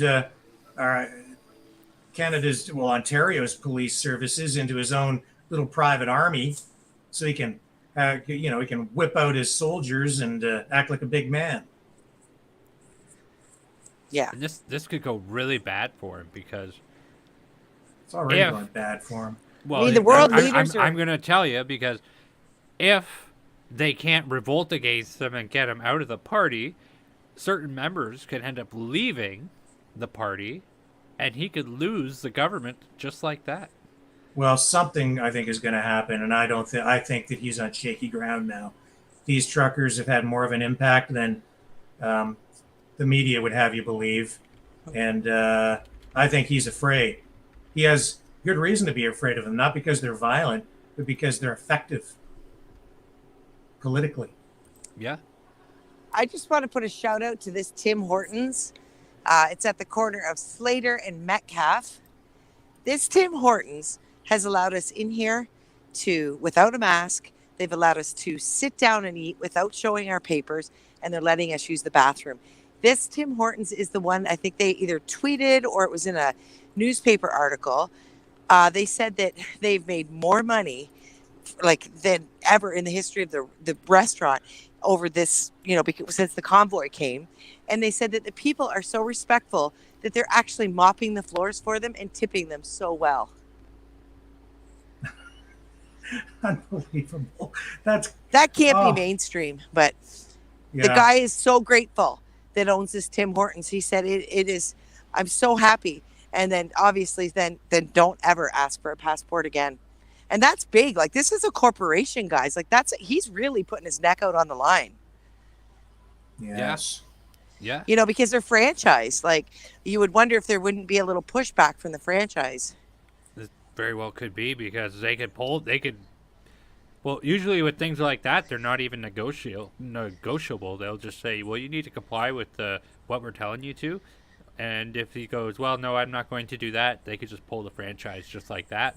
And they won't sell him Tim Hortons coffee or donuts or anything like that. This little place too, this Shawarma Express, packed house all the time. There's no QR code. They serve us no masks, and they're nice they're so kind to us. Pretty good shawarma too. Well, it's only a matter of time everywhere. Other provinces have announced, the masks are going to be gone soon. Yeah, within weeks. So this is all falling apart on Justin. Yeah. Which is another reason that it makes no sense for him to take a heavy hand here. It's ending anyway. It's over, pal. Why do you have to do this? Why don't you just say, okay? Yeah. I don't know. I mean, I think he's getting a lot of resistance from his own party, obviously from the people of the Convoy. And I would think at this point, the citizens of Ottawa that might be liberal, that might have not wanted us here, are probably a little ticked off that he's not speaking, that he's not kicking us out, right? That he's not taking action. Like, both sides of this are upset that he's not taking action. Hiding is never the answer for any leader. My goodness. No. I've never seen such disgusting leadership. Yeah, me either. He's the worst prime minister ever. In the history of the world. Yes. Yeah. I mean, short of Hitler and Stalin and Pol Pot and some of these other... They were intelligent, though. Right? They didn't hide. They at least let their agenda be known. They didn't hide. Oh, they had quite a bit of agendas, believe me. There's a lot of manipulation. But, I mean, they would talk to the people. They would speak. They didn't go into hiding when they were questioned. No, they would just... Look at what I just did. I just compared our prime minister of Canada... Yeah. What's supposed to be a free and democratic society. I'm comparing him to these monsters because his approach is so similar. This is crazy. Yeah. But that's where we've come. That's where he has taken us. And that's because he's been spewing hate. Yeah, he absolutely has been. And the mayor of Ottawa, shameful. Disgrace. A disgrace. He's an absolute disgrace. And this isn't new for him, according to the residents here. So. if he gets reelected, oh, I just, and the police chief, Same. no excuse. No, This is a disaster already. I Hello? see a lot of comments from Texas there. Like, would they be able to take us in as refugees? Oh, please take me. Oh, yes. Yeah, I Texas is awesome. I love Texas. I evacuated there once. They evacuate there all the time in from New Orleans, when we go on hurricanes. Hurricanes, yeah. We started to call it that, hurricane. It's the only way my kids would put up with it. Yeah, it's just, that's what Maxime Bernier said when he was on a few nights ago with us live. He said it's only a matter of weeks, and it seems like he was right. Oh, It yeah. is unfolding that way, and hopefully it accelerates. We need to get these mandates gone. We need freedom restored. We need Canada back. Absolutely. We need to be able to live our lives without the government. Like, nobody needs this. No. Mass arrest imminent is a question mark, and we do know that police are moving to bring in large numbers of reinforcements. They're trucking them in. And That's the word on the street. So they're not here yet. Yeah, and we've heard our government leaders, our politicians talking about specific numbers, like 1,500 in that range of additional officers. They have the resources. They've been getting the funding, getting the backups. We know this is happening. And they absolutely have the processing centers set up for mass arrests. So yes, it is a fact. It is true. It is happening, and people need to be aware. It's a matter of when. And you know what? If they screw up with the mass arrest, the score will be 8-1. Because that's not going to be a good public image for them. The RCMP, their public image has been taken a gut kicking for like the past 20 years. Yeah. I don't know. I think that if they're going to do these arrests, even with their 1,500 extra officers, they better do it through the week, not the weekend, because we would still outnumber them.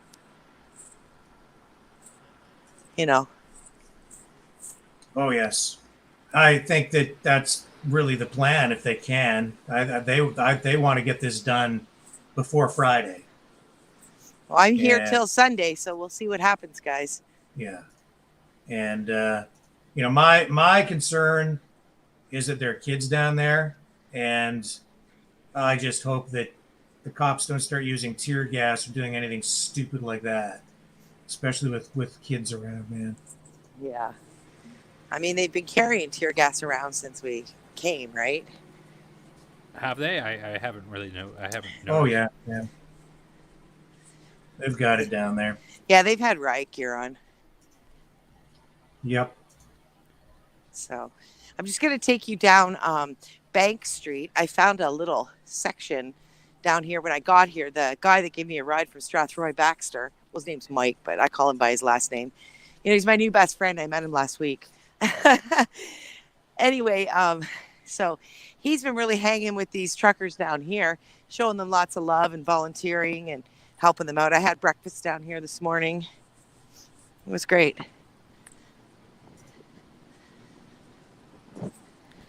National Dunes Party.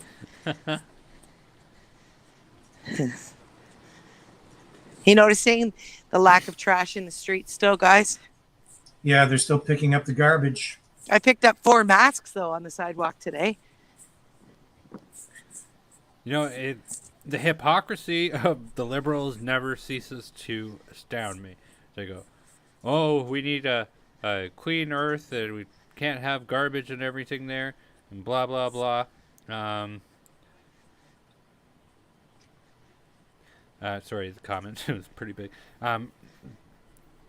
all these mask mandates, all it did is create massive amounts of garbage. I think I see them just about everywhere I go. Yeah, like are they recyclable? I don't think so. I don't think so either. And they have quite a bit of plastic on them, so they'll sit in a landfill forever. I mean, I'm not some sort of environmentalist by a long shot or by any means, but I also don't throw garbage around because it's just not the right thing to do. Right. See, look at this place. It's so cool. This is where I had breakfast this morning. Oh, they took their sign down. Oh no, the sign's still there. I want you guys to see this. They actually advertised their breakfast. It's not there, but they'd say breakfast, lunch, and supper, and then it had the time, like a legit food board. That's amazing. Yeah, these people are great. Like, there's just these amazing little pockets everywhere. There's my bestie. Hey, Mike, how you doing?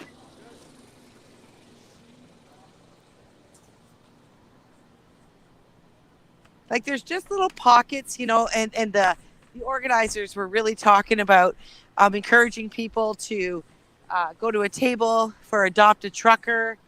And basically what that means is if you live close to the Ottawa area, within 20 minutes or so, adopt a trucker, let him come to your house and have a shower, feed him a home-cooked meal, him or her, and volunteer to be the people picking up the garbage, the people, salting the sidewalks when it snows, shoveling when it snows, running the gas and the diesel. That's right. Miracles do happen, and this has been a miracle. When all of this started, I don't think I believed it was going to go this well. Oh, I was wondering if they had the resources and the depth and the stamina to last very long, and we've seen that they do. And more than that, we're seeing that all Canadians seem to across the country, as we see these other protests forming in Windsor, where the border is blocked again, Sarnia Blue Water Bridge, out in Alberta, and other locations as well. In other towns where they organize these impromptu convoys where they just drive through town sometimes for a few hours. Yeah. So I think that's it for this street. But like all the side streets have these cool little, pockets. One thing I'm noticing as I walk, there's a few restaurants that have opened that were not open before. So I think what's happening is the people are starting to realize, hey, wait, you know what? These people aren't terrorists. They're not going to rob us blind. What they're going to do is put money in our pockets. Right. That's exactly right. And they're not discriminating. They're not asking for the QR code. This is key. Seriously, guys, massive non-compliance is another way out of this. It's all about solidarity. That's why this is working for the truckers. Well, I think that massive convoy with flags a-waving all across the country, that is what woke this beast up. I wonder if that bard let me have a beer. I doubt it. It's just a thought.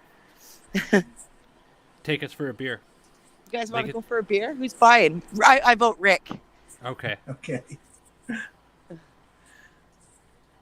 Rick was famous. Rick's famous, so he's got to buy the beer. Okay, it's on me. Okay. Thank God.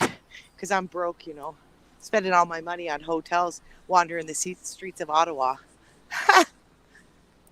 This goes on much longer. I'll be sleeping in my car, guys. But I'll stay. I will stay. No, I'm not going to sleep in my car. She's going to be fine. Yeah, I'm not. Not a lot scares me at this point. The scariest thing I ever went through was losing my career as a nurse. Something that I loved. Hi, girl. Gotta give the hugs. Oh, yeah, for sure. I was losing my career as a nurse. That was the scariest thing. I don't think much else could scare me. I mean, arrest me. I'm okay. I'll wear it as a badge of honor. If they can arrest me for doing what I'm doing, walking around, showing the love to the rest of the world or whoever's watching, and if that's a crime, arrest me. You're gonna be just fine. I believe in you. I'm not worried. I've already told you the lowdown. Yeah. You know how to handle it yourself. Oh yeah, I'll just not be an observer. I certainly won't be mouthy. So I think that, I mean, I could go a few streets, like where I'm facing there. I think down there I found a cool little section the other night too. But Okay.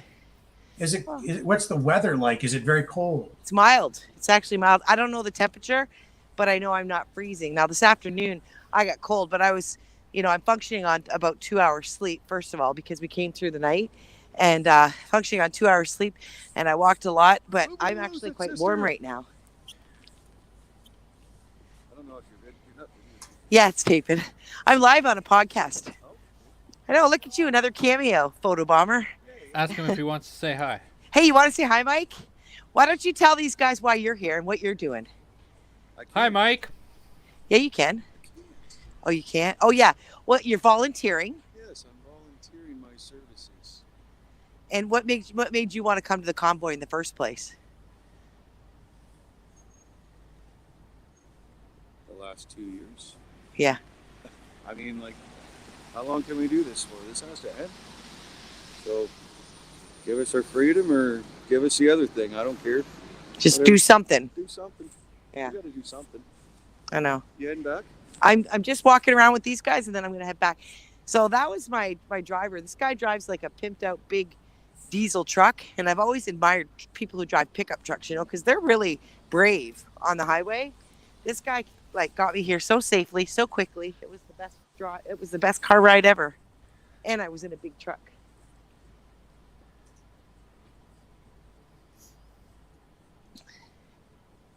I don't know how many blocks this is. I literally, guys, I just wander and I find things. That's what I've been doing. That's how you find things. You got to get out there. Well, because they've been really, really promoting on the stage, guys, get into those side streets. Everybody on Wellington Street's getting lots of love, but don't forget the guys on the side street. Right. Kellyanne Bethune says this isn't a police issue. It's a political issue. The police should be focusing on keeping the protest peaceful and not being antagonistic. The police chief is putting his officers in a terrible spot. It's irresponsible. Their job is to keep things calm and safe, not to escalate them. What do you think, Carla? I couldn't agree with that statement more.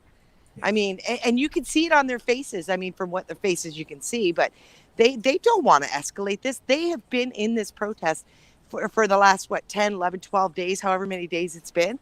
And they've seen nothing. They've seen the very things that I'm seeing, that I'm showing people. They don't want to antagonize it. They don't want to cause, they don't want to, they want to just keep it the way it is and hope for the best that it ends. They're not looking to escalate anything. Yeah. It's not the officers on the ground. It's the senior administration and the politicians and the bureaucrats. Well, isn't that the way it is in almost every business? Well, we've all had bosses that were garbage. And how well did any of us ever work under a boss who would yell at you all the time and breathe down your neck all the time? You can't work well with that. It gets you all wound up. It gets you all anxious.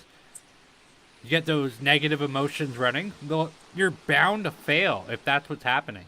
Yeah. I could just imagine what they're talking about in the bullpen. Oh, yeah. Oh, there's a convenience store. Huh. And in the beginning of this, hold the line for me.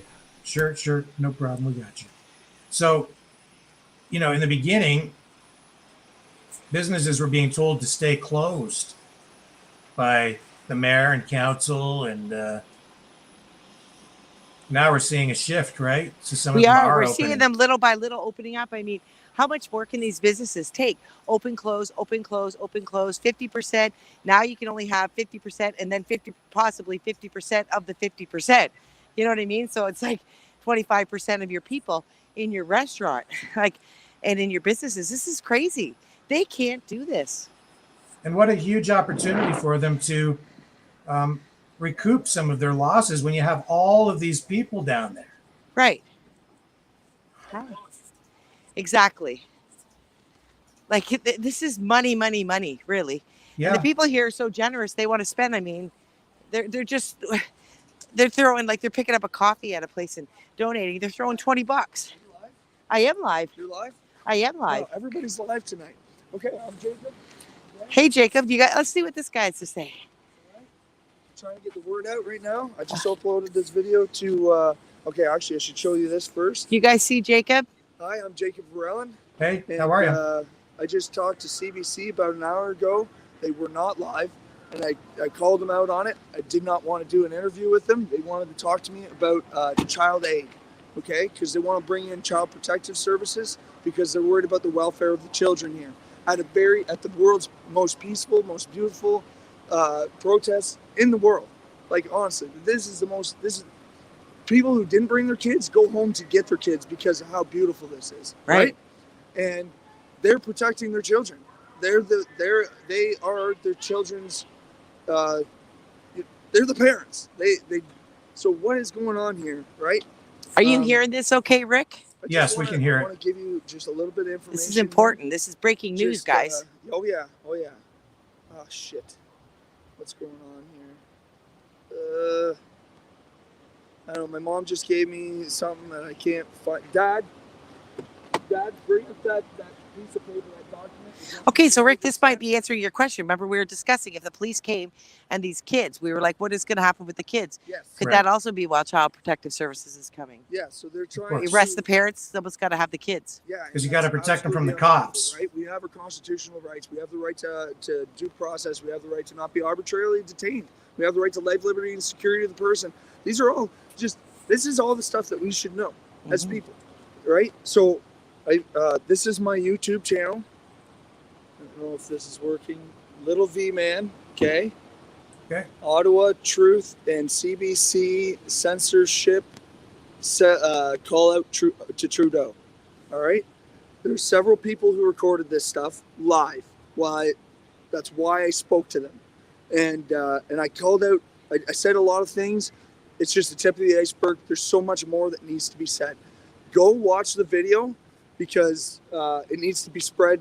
Okay, so virally. let's get the Coles notes. So what happened? They basically were telling you about Child Protective Services coming because they don't feel that the kids are safe. Yeah. And Yeah, no, and and if the enforcement, if the police escalate their enforcement, which there's no need for that. I've talked to all the cops here. There's been no incidences. They love it. They think it's peaceful. There's a homicide detective that was down here. He's like, I'm wasting my fucking time here. I need to go back and actually do my job where there's 17 murders every day. The crime rate in Ottawa is next to nothing now. it's down We 50%. clean the streets. We salt the roads. We do everything here, right? To make sure everybody's safe, and there's just so much love and connection, and this is. I've been here beautiful. the whole time. It's Yeah. been amazing. This is beautiful, right? So I was at a meeting with the lawyers. Okay, I got brought up there because I got assaulted by the supervisor of the Ottawa Police. Okay, I believe his name was Beno Rice, I believe. Anyways, doesn't matter. That's how I got up there, right? The lawyer up there completely he watched the video. He watched another guy's video who also got assaulted that I knew. And he watched the video and gave us our phones back. Okay, he didn't do anything about it. Then they proceeded to tell us that we needed to get moving and slow roll because we're in a mouse trap. Okay, I'm not even supposed to say this stuff, but they told me not to say this, and this is how I feel about it. Then they said when the CBs and the phones go black, right, go out because they're planning on shutting us down to meet up at an address outside of town at a farmer's place. Okay, to everybody just leave Ottawa and go to this place, right? That's what they want us to do. They wanted to leave all the trucks on Wellington, but everybody else they want to leave. Okay, they're trying to split us up, and they're trying to do what they did to the Jews. They're trying to get us to willingly walk into the gas chamber. There's no fucking way I'm going to that address. Okay, we need to come right here. This is ground zero. I'm sitting on Kent between Laurier and Slater. When these phones go black, everybody needs to come here. Okay, we're stronger together than we ever will be apart. We have to come here. This is ground zero. All right. Thank That's you. my message. Thank you. I Okay. appreciate that. Okay, and then this is what Trudeau apparently sent today. I'll just read it out. Yeah, just read it. Okay, so it says, on behalf of Government of Canada, I would like to extend an offer to meet with the protesters of the Ottawa Convoy conditionally. Over the past 2 years, we have all endured hardships, particularly our most vulnerable residents. While my position is dictated by hardworking scientists and doctors of Public Health Canada, who are corrupt clearly, I wish to engage in meaningful dialogue in the spirit of Canadians coming together. Why is the freaking Sentinel flame out? Why is the flame of unity out? Been asking that every day since it's been out. Yeah.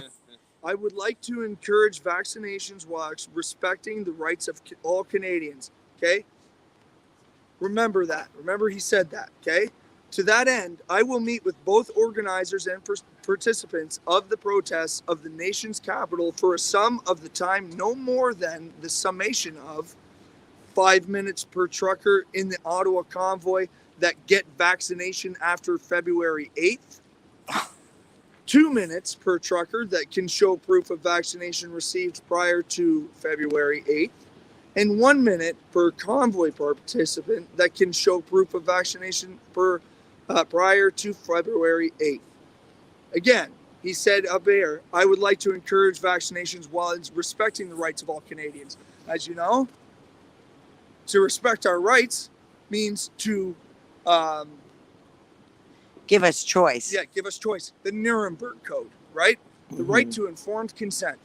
The right to speak with your doctor and consult with them whether or not this is good or bad for us, whether or not to make that choice for yourself of informed consent on all the side effects and everything that is incorporated in taking said vaccine, which is really gene therapy, as we know. Okay. And we have not been informed. We have not been informed all everything that is going on here. We didn't even know about the myocarditis until after the trials went on. There's so much we don't know and that hasn't been exposed to the public, and it's nonsense. Okay? So where can we find this note? Yeah, where delegates that wish to attend may confirm by either email or office. Blah blah blah blah. But where did you get this from? Okay. Yeah. Your wife sent it. Yeah, Where did she get it? Do you know? this Like it was is- online? Hold on. This is how do I do Because this? we want to try and This get the is link. Ottawa Convoy Protesters, Office of the Prime Minister. Right. No, I was just wondering like where the link came from, Yeah, I'm like not the sure. source. I'll have to. That's okay. We'll find it. Listen, thank you so much. Yeah. Thank you. I'm just Thank you trying for to get that this info. information out Well, there. it's out Watch- there. Lots of watch viewers that. on this podcast. Yeah, watch that video. Thank you very much. Thank you, man. We're- I'll be back to Thank see you. you. Oh, Thank thanks you for so the much. hug. All right, take it easy, guys. All right, so there you go. Well, That was a lot of information. all that information we have to confirm. Yeah. I don't know what's accurate, what isn't. And anyone that he accused of a crime, we have no information on that at this point other than what he has said. So we certainly don't want to have anyone unlawfully, improperly accused of a crime here. So No. Yeah. I was also on his Twitter page. Absolute silence on there. Says he talked to the mayor of Ottawa today and he has his back and blah blah blah. Yeah, so guys, that's the kind of thing. Like we run into this stuff all the time, and the same thing's happening out on Facebook. So you have to really, really use a little bit of intuition, a little bit of skepticism. You have to see the source.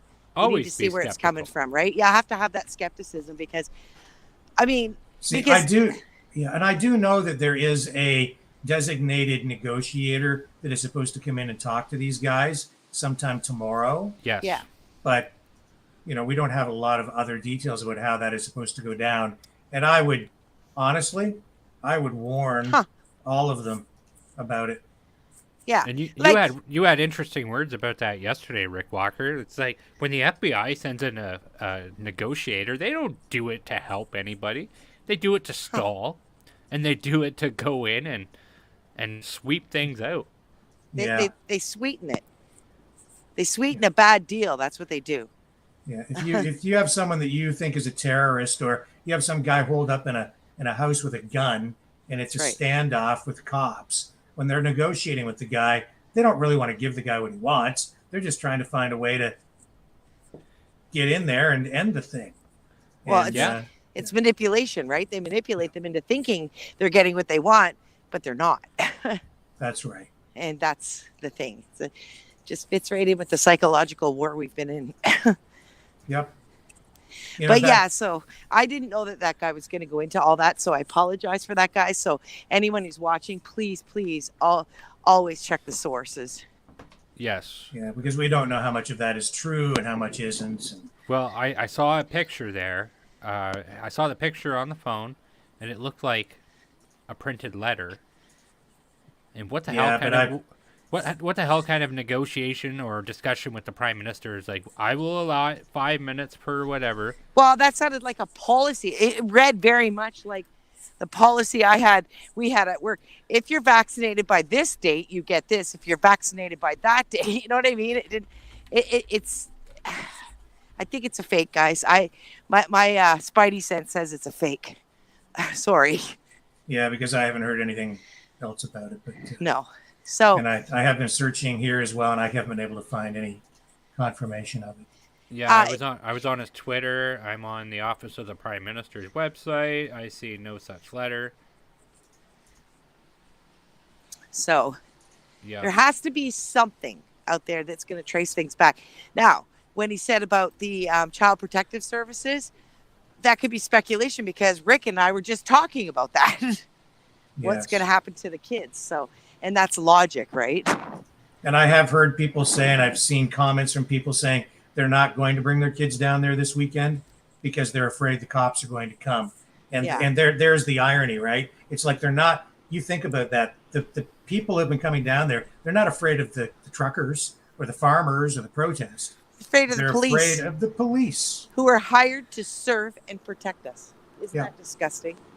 So right there, it tells you something is wrong, right? Something's wrong. Yeah. Now, Big time. yeah. It is. It's scary. And the piece where he said, you know, that Justin Trudeau or that the mayor said they want us to all go out to a certain area. That is the most insane thing I've ever heard. Like that's not even. There's no way he said that. And I was joking about the kids thing, if you remember, back on the weekend when the bounty castles were there. Yeah. And I said it'd be funny to see, you know, it's comical to think of the cops chasing these little ankle biters around with a net, right? And they can't catch them because they're bouncing in the bouncy castle and the ball like pit. a cat and a mouse. Yeah. Yeah. Right. And you know, honestly, the cops don't stand a chance if they have to try and catch those kids. No. They don't stand a chance. No. That would be the worst PR disaster in Canadian policing history, I would say. 100%. I don't know how this is going to play out, guys. So after speaking with that guy, like, cause you saw he pulled me aside. And that's the danger of doing going around live, right? Yeah. But I don't know. I still feel the same way. I feel I'm just going minute by minute, watching my back, looking around, being careful, watching for signs. I'm going to look for an influx in police officers. I mean, if I suddenly see a ton of cops, you know, hanging out on these streets and it's just full of police, I know something's going down. I'm probably going to go to my hotel room, you know? Yeah. I'm not going to run there. No. I'm not running to a farmer's field. No. I'm going to go to my hotel room and look like a visitor. Yeah. I mean, yes, I'm really into fighting for this, but I'm also not stupid. No. Right? No, it's not worth a lifelong injury where, I mean, No. even if you get physiotherapy or something, it could be something that's lifelong. Like, I mean, I broke my collarbone when I was a kid skateboarding, and it's something that follows me for the rest of my life, right? Yeah, like you don't want to live with that, but it's not worth it. No. And I did mention that I got offered a job and this guy is only hiring. It's a nursing job. And the doctor that wants to hire me, he only wants nurses that stand for medical freedom. He said, he's still in Ottawa. I said, I don't know. I might get arrested though. Is that going to affect my job? He said, it gives you a raise. It secures your job. if I get arrested. So I don't want a job that bad. I don't need the raise. That's an important thing to remember too. Yeah, it's scary to lose your job, but when one door closes, sometimes another one opens, and there is an entire parallel society and economy beginning to form. It is.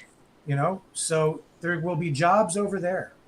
Well, and the one thing that I was thinking, I mean, there's been speculation about camps and like COVID camps and all of these things, for the unvaccinated, yada, yada, yada,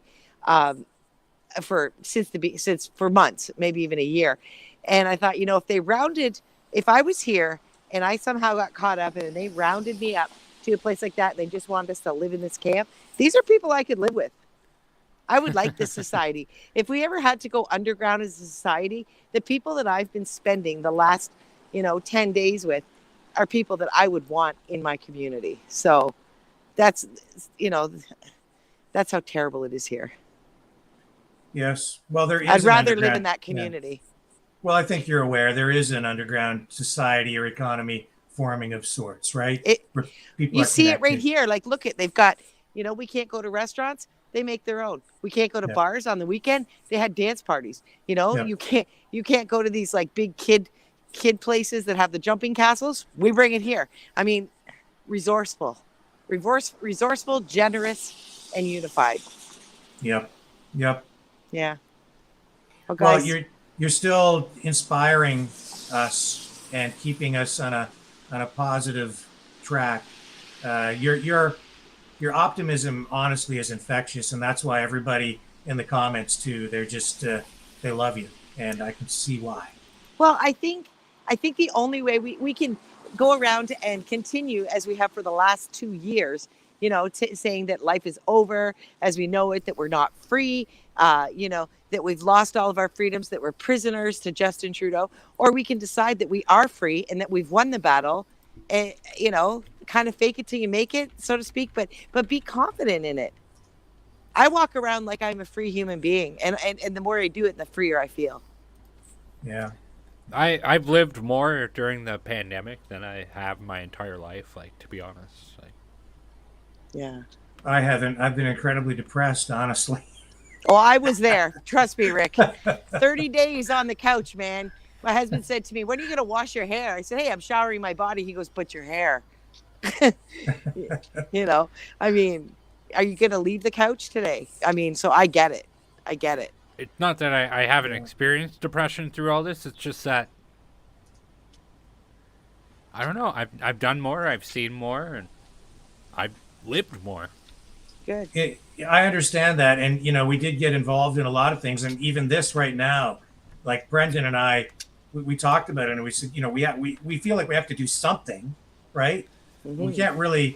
We can't go here, we can't go there, but we can do this thing online and just try to help everybody get the message out, right? So that people get truth, right? Get not just this propaganda that everybody's being subjected to. So that's why we're here, and it is fulfilling. Well, it gives you purpose. Like I like I said, I started on Friday just putting out a live saying, I need everybody to see this. Everyone needs to feel the way I feel. They need to see it with their own eyes. To now, it's given me a purpose. It's given me something new again, and I love it. Like I love being able to share that with people. Just taking, and all I really do is do what I did here. I just take people for walks. And are you seeing more people coming up there because they are calling on folks to come and provide reinforcements? Yeah, absolutely. Like even my Facebook was blowing up with, I just made reservations, I'm coming, I have to stay 20 minutes outside of the city, but I'm coming. Yeah, like I think this weekend probably bigger than ever. So seriously, if the police are going to act, better do it earlier rather than later. Right. And what about hotel bookings? A lot of it's still hard. They're making it hard to book downtown, right? Yeah, like they are. And so on the story of the Delta, I did speak to one of the people who work downtown in the hospitality business. So I did ask them about the Delta. They couldn't confirm or deny whether or not the Delta had actually booked all their rooms to the government. However, they said that one of the premiers, a Liberal premier, his family owns that Delta. I'll just leave you with that. Speculate if you math. will. Speculate math. if you will. Yeah. No proof, right? Well, we've seen reports. We have video of empty parking garages. We know what's going on. The government is booking these rooms to prevent people from coming down there and staying downtown and near the Parliament buildings because they want the numbers down so they can execute these arrests if they choose to do that. Right. I've been staying at the Alt. It's 3 to 4 blocks from Wellington Street. It's on Slater. They have been nothing. What am I doing here? They've been nothing but kind to me and to all the people that have stayed here. I did hear them talking on the phone today. They have, I think, something like 15. This was this afternoon. They had like 15 rooms left for this weekend. So they were single rooms, though. And most people are looking for doubles because they're coming in groups, right? Yes, yes.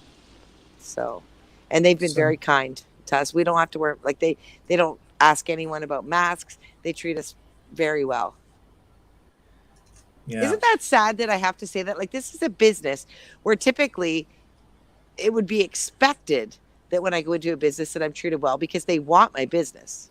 Yes. But now that this has happened, I go into places and all I'm doing is bragging that, wow, they treat us like a human. Like it's a shocker. Like what have we become? I don't know, man, but we got to get back to where we were.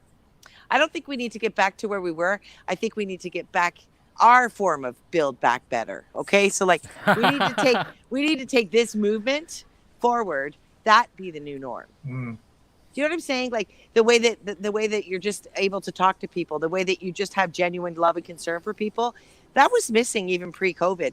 I think that there's a renewal happening down here where people are waking up to the fact that, you know what, we need to literally love one another. It has changed people. It is doing so much for mental health. And as we heard the Premier of Saskatchewan say today, Scott Moe, he said, you know, we have to begin to forgive one another, forgive our families, and maybe even forgive ourselves. Because, you know, let's face it, this pandemic and what Justin Trudeau has done, his rhetoric, it's really brought the worst out in a lot of people. And a lot of people have said some pretty terrible things and done some pretty terrible things to other humans. And families too. Like there's been a real destruction in the family unit, right? Yep. In so many families, like even in my own family, my brother and my sister, my brother, he doesn't really speak to me. He was pretty upset that I was willing to sacrifice my nursing career. He thought I had a duty to protect, and that meant being vaccinated. He didn't understand, right? Yeah. Yep.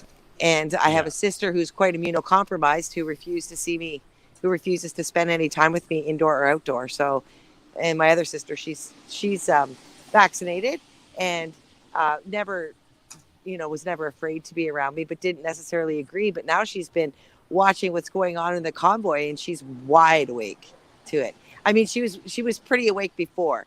I just hope my sister can get the freedom to not wear a mask because she lives in London and man, it's bad there. They wear them walking down the street, driving in their cars alone. Yeah, Crazy. I know. I go up there quite a bit. Yeah. Yeah, London. And they wear gloves, surgical gloves, in their car by themselves. Yeah. Then they get it all over their steering wheels, stuff like that. Fear, though. Fear is quite the thing, right? It's powerful.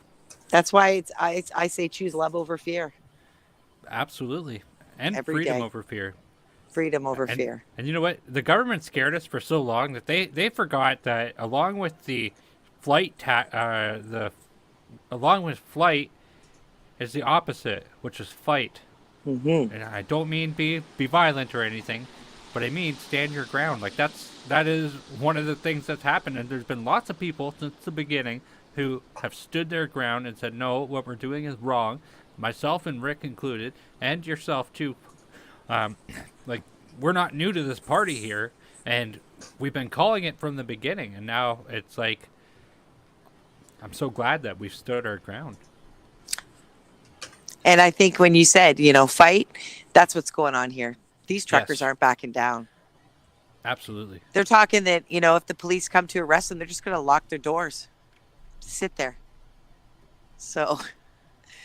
Yeah, I think the cops really have a dilemma on their hands if they go down there and start to try to mass arrest people because of that. And then they have to figure out, well, who am I arresting? Am I arresting that lady who's walking down the street over there? It might just be some lady out of her apartment, right? Going to the corner store, or just because you're in the vicinity, they're just going to arrest you. Yeah, they don't. They can't. What? And that was the question that I had thought of earlier. I'm like, okay, so if they come down here now, that today I was saying that I'm seeing more Ottawa residents, just locals, downtown, people who live downtown are kind of on the streets more. It's like they've lost that fear, or perhaps they're just sick and tired of being afraid and they want their city back. So they're like, forget it. I got to get on with my life, business as usual. What about those people? If they're walking around, what if they get caught in the, in the scoop up, so to speak, in the gathering? How is the mayor going to answer to that? How is the police chief going to answer to that?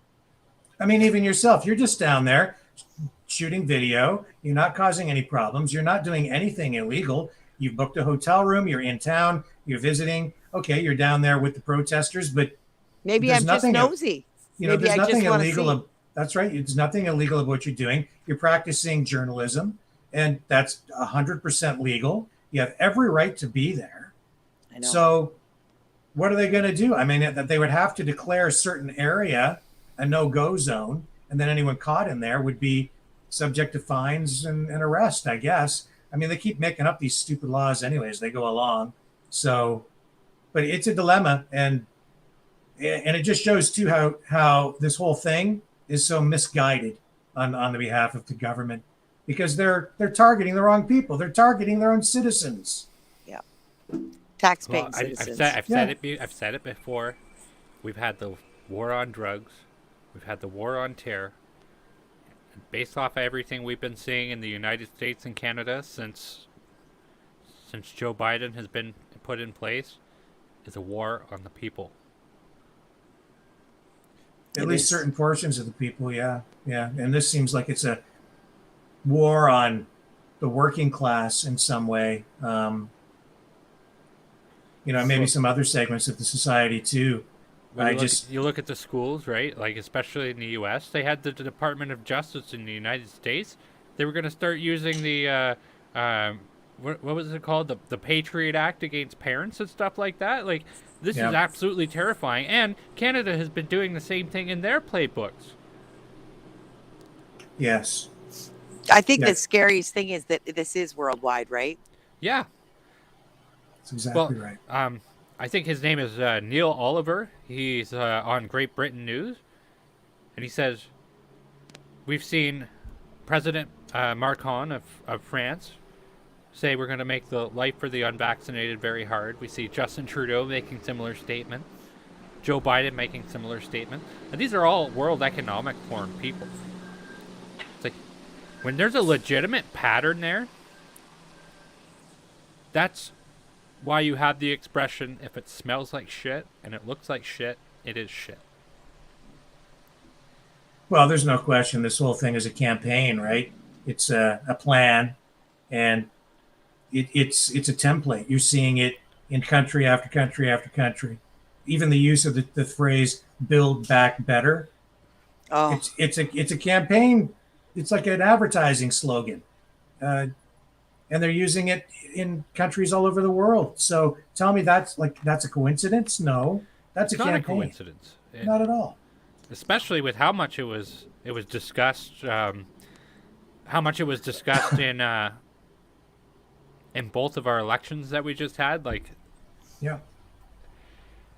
There's a video circulating where it's got all the different world leaders, one after the other, and it's just clips of them saying "Build back better, build back better." And elitist as well. Like, where it's got, I don't know Fauci, but it definitely had Gates saying it. Build back better. Yeah, that's like nails on a chalkboard to me. To be honest, build back better. Yeah, it's not even a good slogan. No, it's not. Well, no. It's not like plop, plop, fizz, fizz. Oh, what a relief it is. That was a moneymaker. Yes, sir. Now there's an ad campaign. Also, it implies that everything is destroyed and broken and that they need to build it back again. Mm-hmm. It wasn't broken in 2019. It was fine. Well, I mean, it could have been better, but I It mean, needed tweaking. yeah. I mean, Tweak back better. I don't know. Tweak. Know. It's tweak it up a little. I don't know. That sounds like a slogan for methamphetamine. Tweak back better. I know. It's funny when I said that. The first thing I thought of was a meth addict walking down the street. And in nursing, I saw lots. So. Yeah. Well, it's they've been tearing everything down. They've been destroying everything. They say they want to build back better, but they've been blowing everything up in between. Destroying all these small businesses, destroying people's lives, taking people's jobs away. Come on, man. Really, and dividing people, ripping people apart. And then now they want to build back better. I don't think I want the people who tore everything down to be the ones who tell us how they're going to build it back better. Well, they don't yeah. They don't even have a plan to build it back better. They want to tear it down. And that's it. They don't want bring to us build it to back our better. knees. Yes, not for us, maybe for them. Mm-hmm. Yeah. Well, so guys, just to round up how I'm feeling, just and the vibe that I'm getting, it's still that same. People are being kind. People are showing love. There are people like the guy we saw on the street who are really fearful or kind of looking. I mean, I think we're all looking to see what's happening, but I'm just going to go through this and just believe that, I'm going to keep my eyes open. I'm going to watch my back. I'm going to look around. I'm going to continue to ask questions. And when I see a lot of police roll in, I'm going to take appropriate action, right?